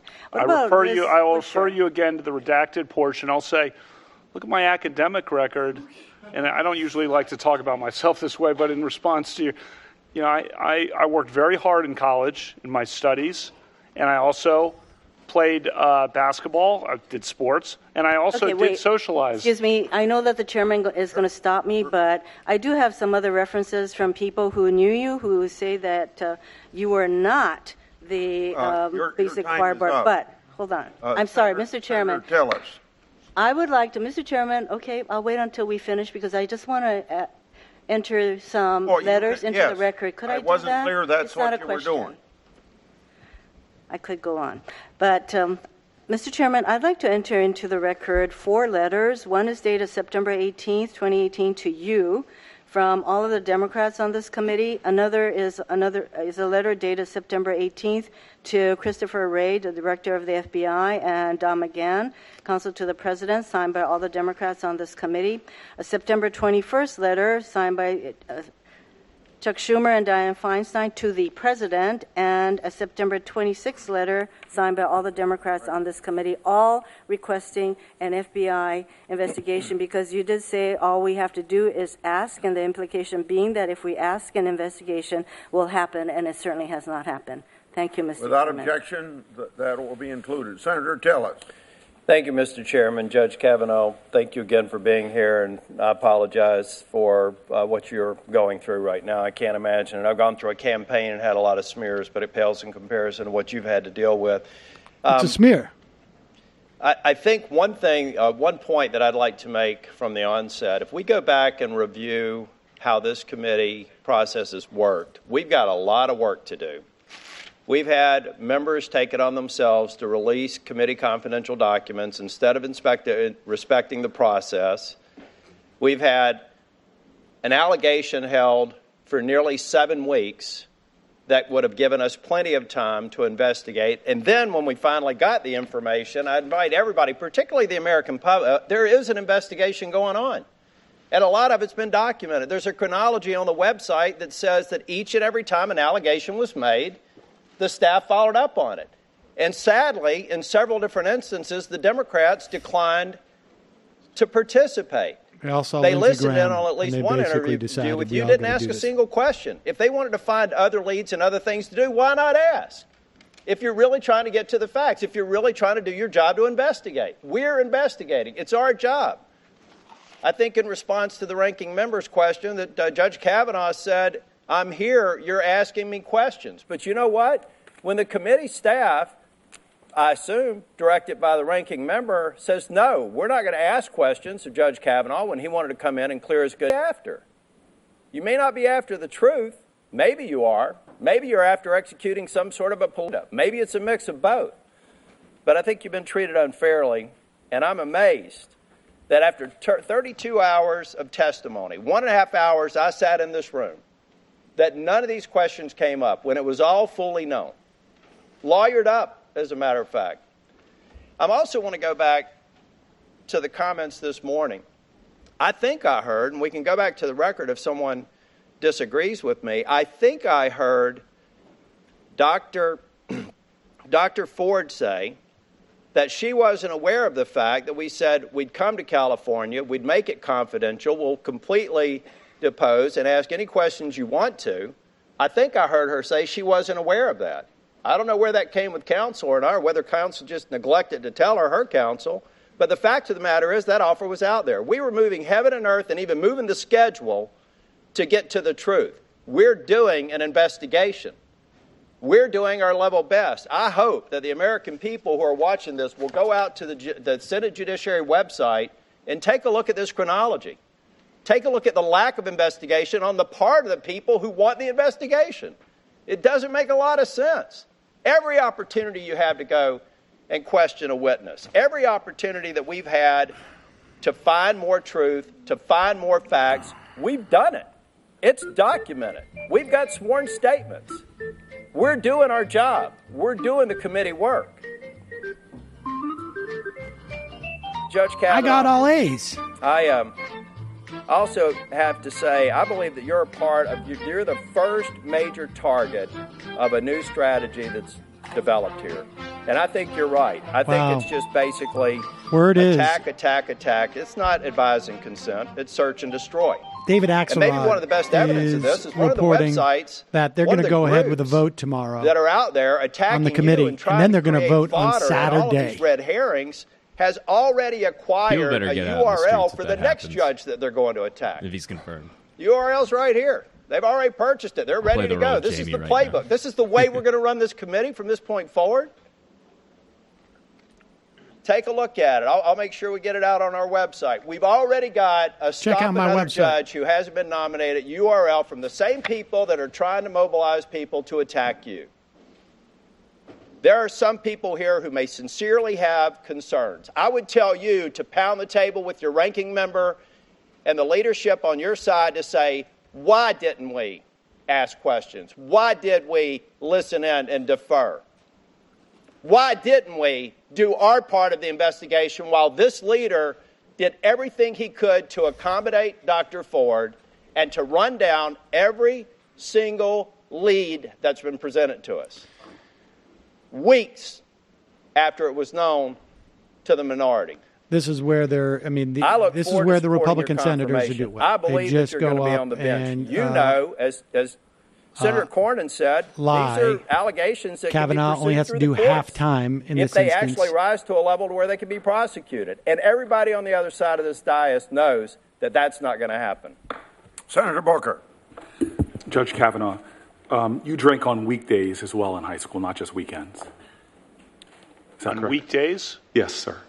I'd say that's rare. Are you talking about during the school year? I'm talking about the calendars that you provided during these dates. That's summer. in the summer after a football workout when we went over to. You drank on weekdays, yes or no, sir? In the summer, when we went Get over that thing to Timmy's house I tweeted on July 1st, that would indicate July 7th. Yes, in other words, that July 1st reference to skis, went over for skis. That's brewskis, correct? And after Tobin... Sir, I just need a yes or no. That brewskis, right? Well, I need to explain in context. You just said, sir, that you drank on weekdays. That's all I was looking for. Well, no. If I may ask the next question, sir. You said clearly on the record, I just want you to restate it, that you never in your life, after drinking heavily to the point of throwing up, and again, you said you had a weak stomach, you said you never had gaps in memories, never had any losses whatsoever, never had foggy recollection about what happened. Is that correct, sir? Yes or no? That's what I said. Okay. Sir, you also said that this past 2 weeks has been a 2-week effort calculated and orchestrated as a political hit. Are you saying that Dr. Ford's efforts to come forward, to prepare for the very difficult testimony she gave today, to travel to Washington, D.C. and tell us about her experience, have all been part of an orchestrated political hit? And are you basically calling her some kind of political operative? I've said my family has no ill will toward Dr. Ford. She wanted confidentiality. Her confidentiality was blown by the actions of this committee, and it's turned this into a circus. So, let's just be clear. In other words, you have problems with the senators that are up here and how we conducted it, but you're not saying in any way that she is a political pawn, political operative. You have sympathy for her. She is talking about a sexual assault. Is that correct? I said all allegations should be taken seriously. You should listen to both sides. My family has no ill will toward her. Thank you, sir. Do you wish that she never came forward? Senator, I did not do this. The witness. That's not my question, sir. Could you try to answer my question, sir? Do you wish she never came forward? The witnesses who were there say it didn't happen. Okay, sir. Do you wish she just remained silent then? I wish the witnesses who were there say it didn't happen. All allegations should be taken seriously. So even if it's in the final days before a vote, if someone has a credible allegation of experience that they held for a long time, that person should be allowed to come forward. And in fact, as she said, it was her civic duty. You're not questioning her sense of civic duty, are you? She did come forward, and then it was. I know you have a lot of political animus. You stated it very clearly towards my colleagues and I on this panel. What I'm trying to get to the bottom of is you do not see her specifically as part of an orchestrated event. She is not a political pawn. I don't know her, but I've also said that we bear no ill will toward her. She wanted confidentiality. This could have been handled. And I understand, but she came forward. She took a great extent. Yeah. Your family has gone through hell. Her family has gone through hell. She sat here. She told her truth. And you made the allegation that she was coordinating it. I do not think she was coordinating with the therapist. I did not say that. You said this, I'm sorry. So you said that others were making a coordinated attack. Coordinated by. Forgive me. You were talking about us, not her. So she was not doing this for political efforts in 2012 when she talked to her therapist about this attack. She was not coordinating about this painful experience when she made revelations to her husband. She did not coordinate in 2013, 16, 2017, before you even nominated, when she revealed that it was you with 3 different people that had sexually assaulted her. That wasn't coordination. And Lindsay, all the witnesses who were there say it didn't happen. Ms. Kaiser is her longtime friend, said she never saw me at a party with or without Dr. And Ms. Kaiser has said clearly, and I'll quote what she said. She said she does not remember the night in question. That supports what you said. But she also says that she believes Dr. Ford. And so my colleague Lindsey Graham, who I respect and have admiration to and has been a partner of mine, he said voting no would be legitimizing the most despicable thing in American politics. Do you think that people who believe Dr. Ford are legitimizing despicable things? Those of us who think she's a credible witness, the allegations against her are credible, do you think that somehow we are engaging in something that's despicable? Senator, I say listen to both sides before you make a bottom line conclusion, and look at the. That is fair. I have 10 seconds left, sir. You can answer after I finish. You have 10 seconds left. That is fair. Listen to both sides. This is not about one side being despicable, the other side not. Listen to both sides. She was a credible. I'm going to finish my question. You can answer. She gave credible, meaningful testimony. A woman who had the courage to come forward and tell her truth, sir. And that's what I'm just asking you to say. She is not a political pawn. She is not orchestrating. She is not part of the Clintons' efforts to get some kind of revenge. She is a woman who came here with corroborating evidence to tell her truth. Is that a question? No, sir. It was a final statement. Senator Cruz. Just on one thing, Mr. Chairman. The evidence is not corroborated at the time. The witnesses who were there say it didn't happen. No, that's not what Okay. Senator Cruz. Thank you, Mr. Chairman.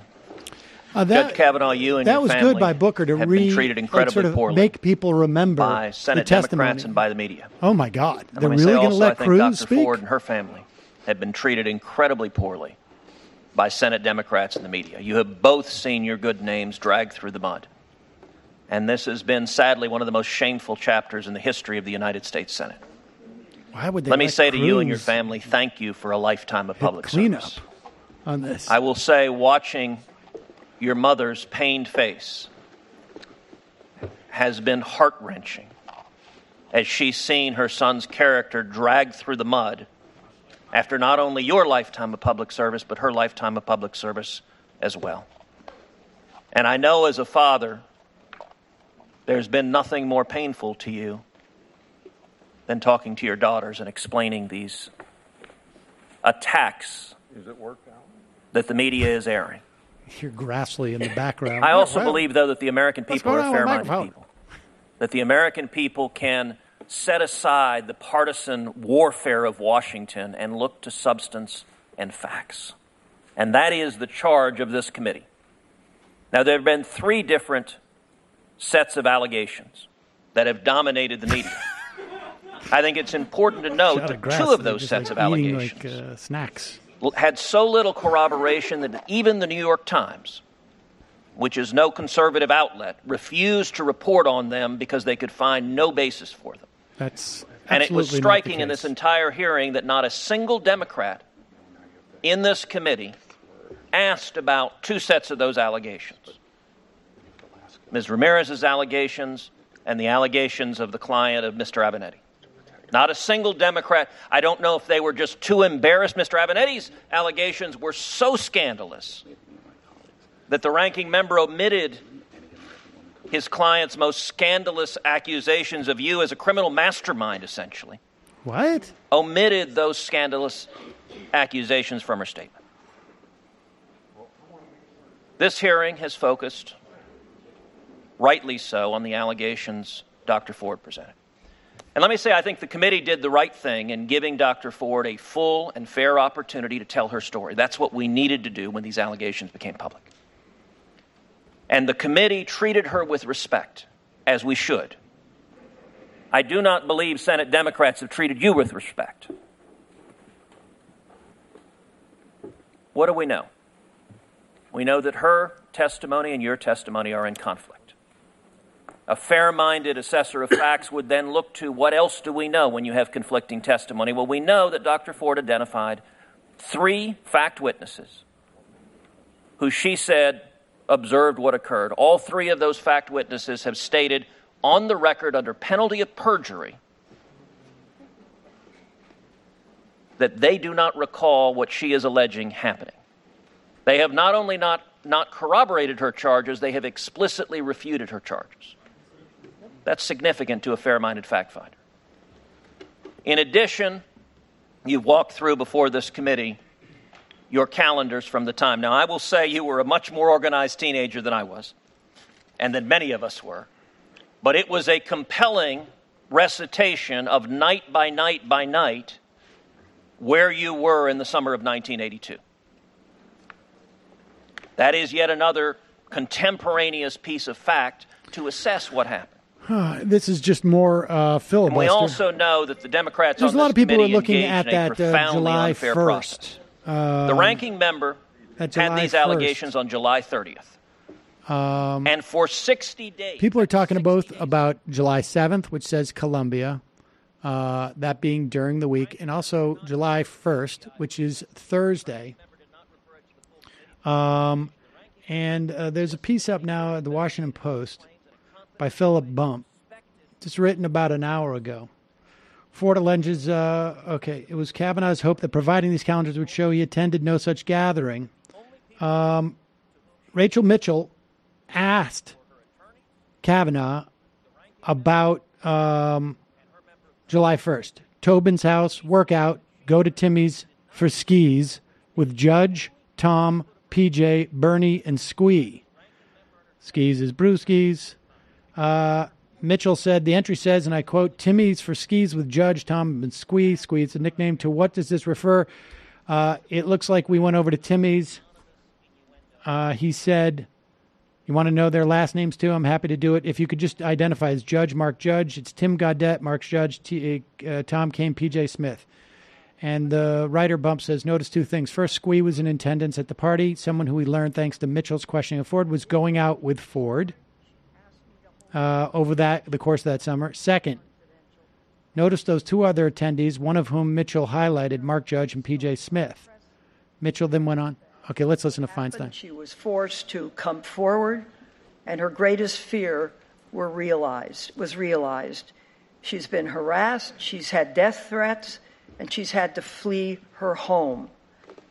In addition, the investigation that the Republican majority is heralding is really nothing that I know about other than a partisan practice. Normally, all the witnesses would be interviewed.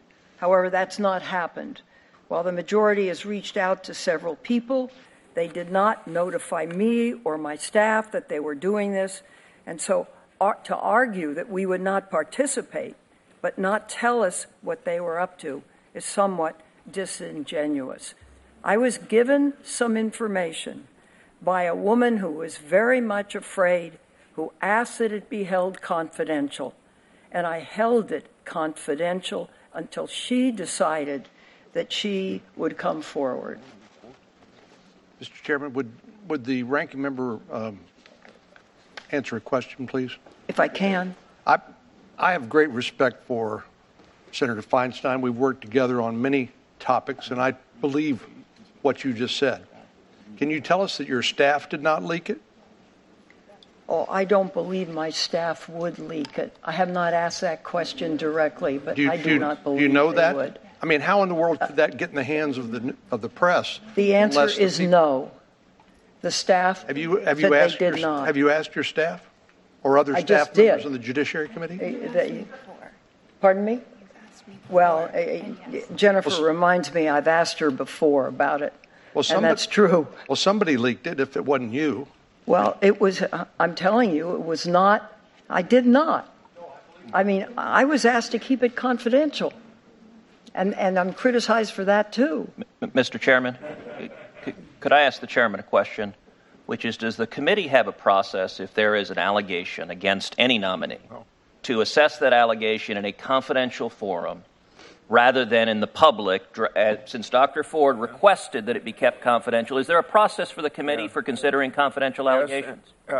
And the answer is yes, and I sent Senator Tillis pointed out the document that I put out to show of all the things that we've done along the lines of your question. And, Mr. Chairman, what would you have done if on July 30th the ranking member had raised this allegation with you? As the chairman of this committee, how would you have We would have done like we have done with every background, or let's say FBI report that comes from the White House with a nominee, and then subsequent to that, because maybe the FBI got done with it 3 months ago, we go through the FBI or information comes to us, then we have our investigators in a bipartisan way, both Republicans and Democrats, follow up on whatever those questions are or those problems that have to be worked out. So bipartisan investigators could have investigated this 2 months ago, and it could have been heard in a confidential what I would have also setting liked to hear without about, Dr. Ford's name or Judge Kavanaugh's because this is just them posturing about.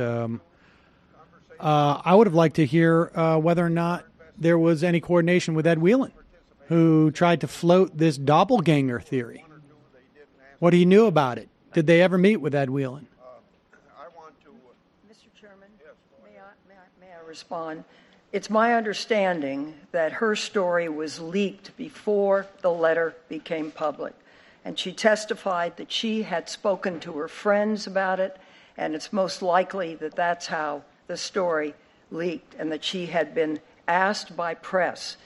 But it did not leak from us, I assure you of that. Well, Mr. Chairman, I'm a little confused. I thought only the member of the House and Senator Feinstein and her lawyers had the letter.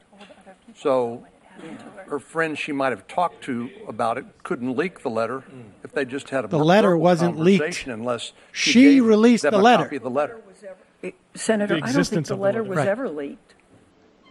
Well, how did the press know to contact her about her complaint? She testified here this morning that she had talked to friends about it, and that press had talked to her. The letter was not leaked, guys. Senator, our judge, since there was reference to making the up problems, parts of the story. It's the unbelievable. legitimate problems, and the change of lifestyle that Dr. Ford had. If you want some time to say the impact on your family, I'd be glad to hear What about you. Kamala Harris? If you don't want to talk about it, that's okay. I've talked about that, Mr. Okay. Then Senator Harris. Thank you. Judge Kavanaugh, have you taken a professionally administered polygraph test as it relates to this issue? No, I'll do whatever the committee wants. Of course, those are not admissible in federal court, but I'll do whatever the committee wants. They're not admissible in federal court because they're not reliable, as you know. So you've not taken one? Right. All three of the women who have made sworn allegations against you have called for an independent FBI investigation into the claims. You've been asked during the course of this hearing by 4 different members, by my count, at least 8 times today, and also earlier this week on national television, whether you would call for the White House to authorize an FBI investigation. Each time you have declined to do so.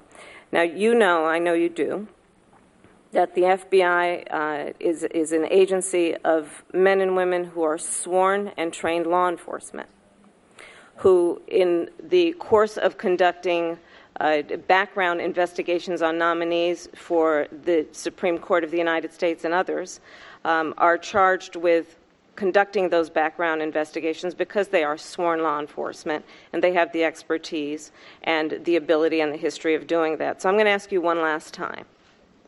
Are you willing to ask the White House to authorize the FBI to investigate the claims that have been made against you? Well, I'll do whatever the committee wants, of course. And I've heard you say that, but the witness I've not heard you answer a very specific question that's been asked, which is, are you willing to ask the White House to conduct an investigation by the FBI to get to whatever you believe is the bottom of the allegations that have been levied against you? The FBI would gather witness statements. You have the witness statements. I don't want to debate with you how they do their business. I'm just asking, are you willing to ask the White House to conduct such an investigation? Because as you are aware, the FBI did conduct a background investigation into you before we were aware of these most recent allegations. So are you willing to ask the White House to do that? And say yes or no, and then we can move on. I've had 6 background investigations over 26 years. Sir, as it relates to the recent allegations, are you willing to have them do it?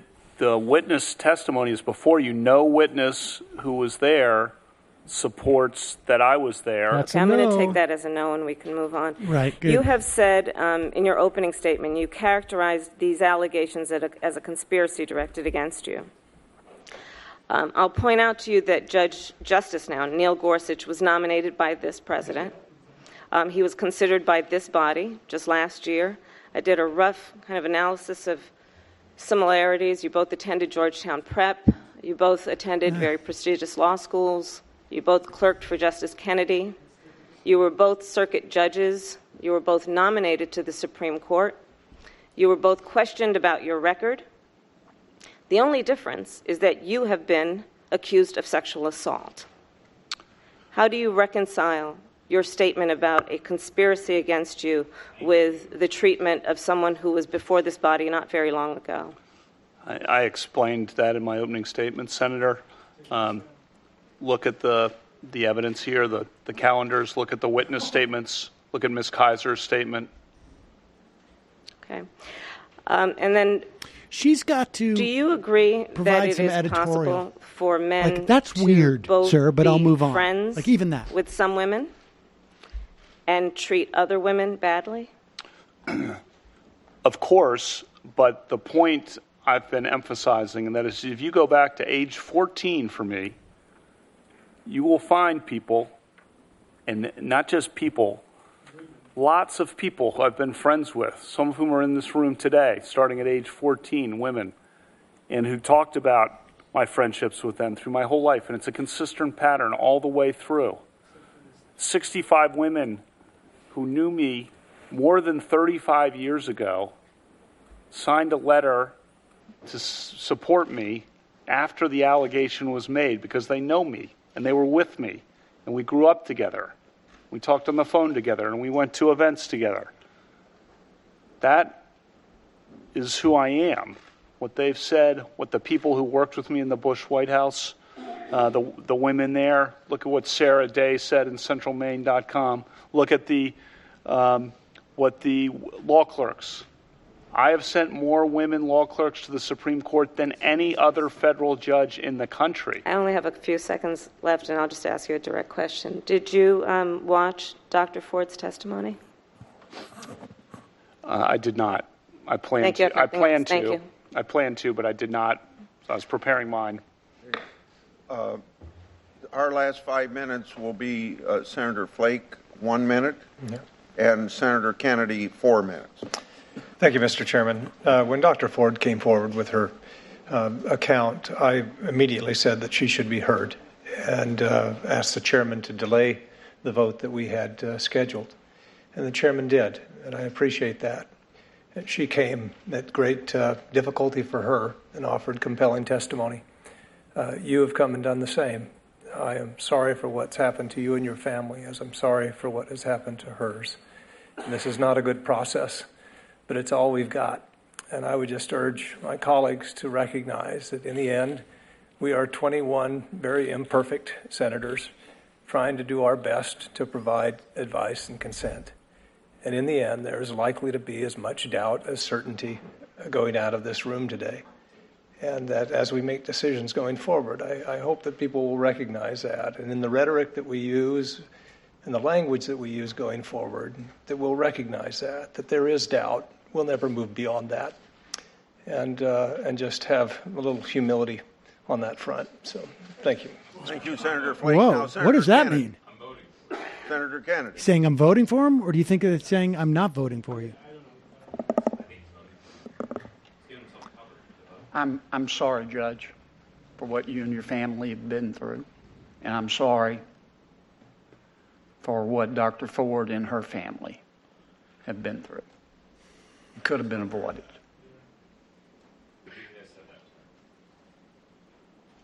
Do you believe in God? Oh, my God.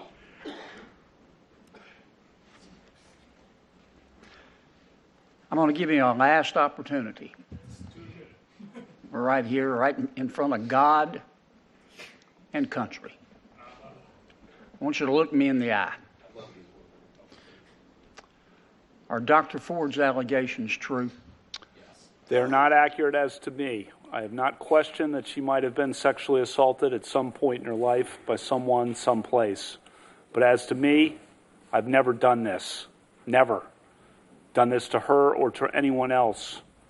And I've talked to you about what I was doing that summer of 1982, but I'm telling you, I've never done this to anyone, including her. Are Ms. Ramirez's allegations about you true? Those are not. None of the witnesses in the room support that. If that had happened, that would have been the talk of campus in our freshman dorm. The New York Times reported that as recently as last week, she was calling other classmates seeking to, well, I'm not going to characterize it, but calling classmates last week and just seemed very, I'll just stop there. But it's not true. It's not true. Are Ms. Swetnick's allegations made by Mr. Avenatti about you true? Those are not true. Never met her. Don't know who she is. There's a letter released within 2 hours of that breaking yesterday from, I think, 60 people who knew me in high school, men and women, who said it was, their words, nonsense, totally, the whole thing, that's totally ridiculous. None of these allegations are true? Correct. No doubt in your mind? Zero. I'm 100% certain. Not even a scintilla? Not a scintilla. 100% certain, Senator. You swear to God? I swear to God. Fingers crossed. That's all I have, Judge. Judge Kavanaugh, thank you very much. Hearing adjourned. All right, folks. We're going to do just another 2 hours wrap up on this. And got some clips. Look, what we're hearing is that the vote is still going to take place, but they're going to go figure out what Jeff Flake said. And they're going to see what he said, and they're going to check with Susan Collins, and they're going to check with Murkowski, and then they're going to make their decision. I suspect the committee's going to vote tomorrow, because I suspect the committee will vote for him. The question is, will they have a floor vote on Saturday? I don't know. I don't know that the Democrats could have done really a significantly better job. I may have asked questions slightly different. But Dick Durbin, I thought, did well. Harris, I think, did okay. I think Cory Booker did okay. Blumenthal did pretty did pretty well. So we'll see. We will be doing our show tomorrow at noon. Maybe we'll start 5-10 minutes late. I'm not sure. Eddie Glau will be joining us, and we probably won't have a second guest because we're going to be digesting this stuff and resting. So thanks for joining us. You want to support the show, become a member at jointhemajorityreport.com, justcoffee.coop, support our sponsors. Thanks for tuning in. We do a live show every day at noon, and would love to have you join us. Matt, Brendan, Michael, who had to deal with an exterminator, and Jamie, of course, has not been here. I'm sorry, I meant to mention earlier that she was sick, but was texting us messages of support and solidarity. And thank you, folks, for joining us. Really appreciate it. We'll see you tomorrow. It might take all the strength I got to get to where I want, but I know somehow I'm gonna get there. I wasn't looking when I just got caught between the truth and the light bulb, but finding out won't make me feel any better. Yeah, I know the clock is ticking, but the meds are gonna kick in, and my pilot light shining bright. I get somewhere the choice was made, for the option where you don't get paid, for the road that bends before it finally breaks you. I guess somehow I lost my drive between the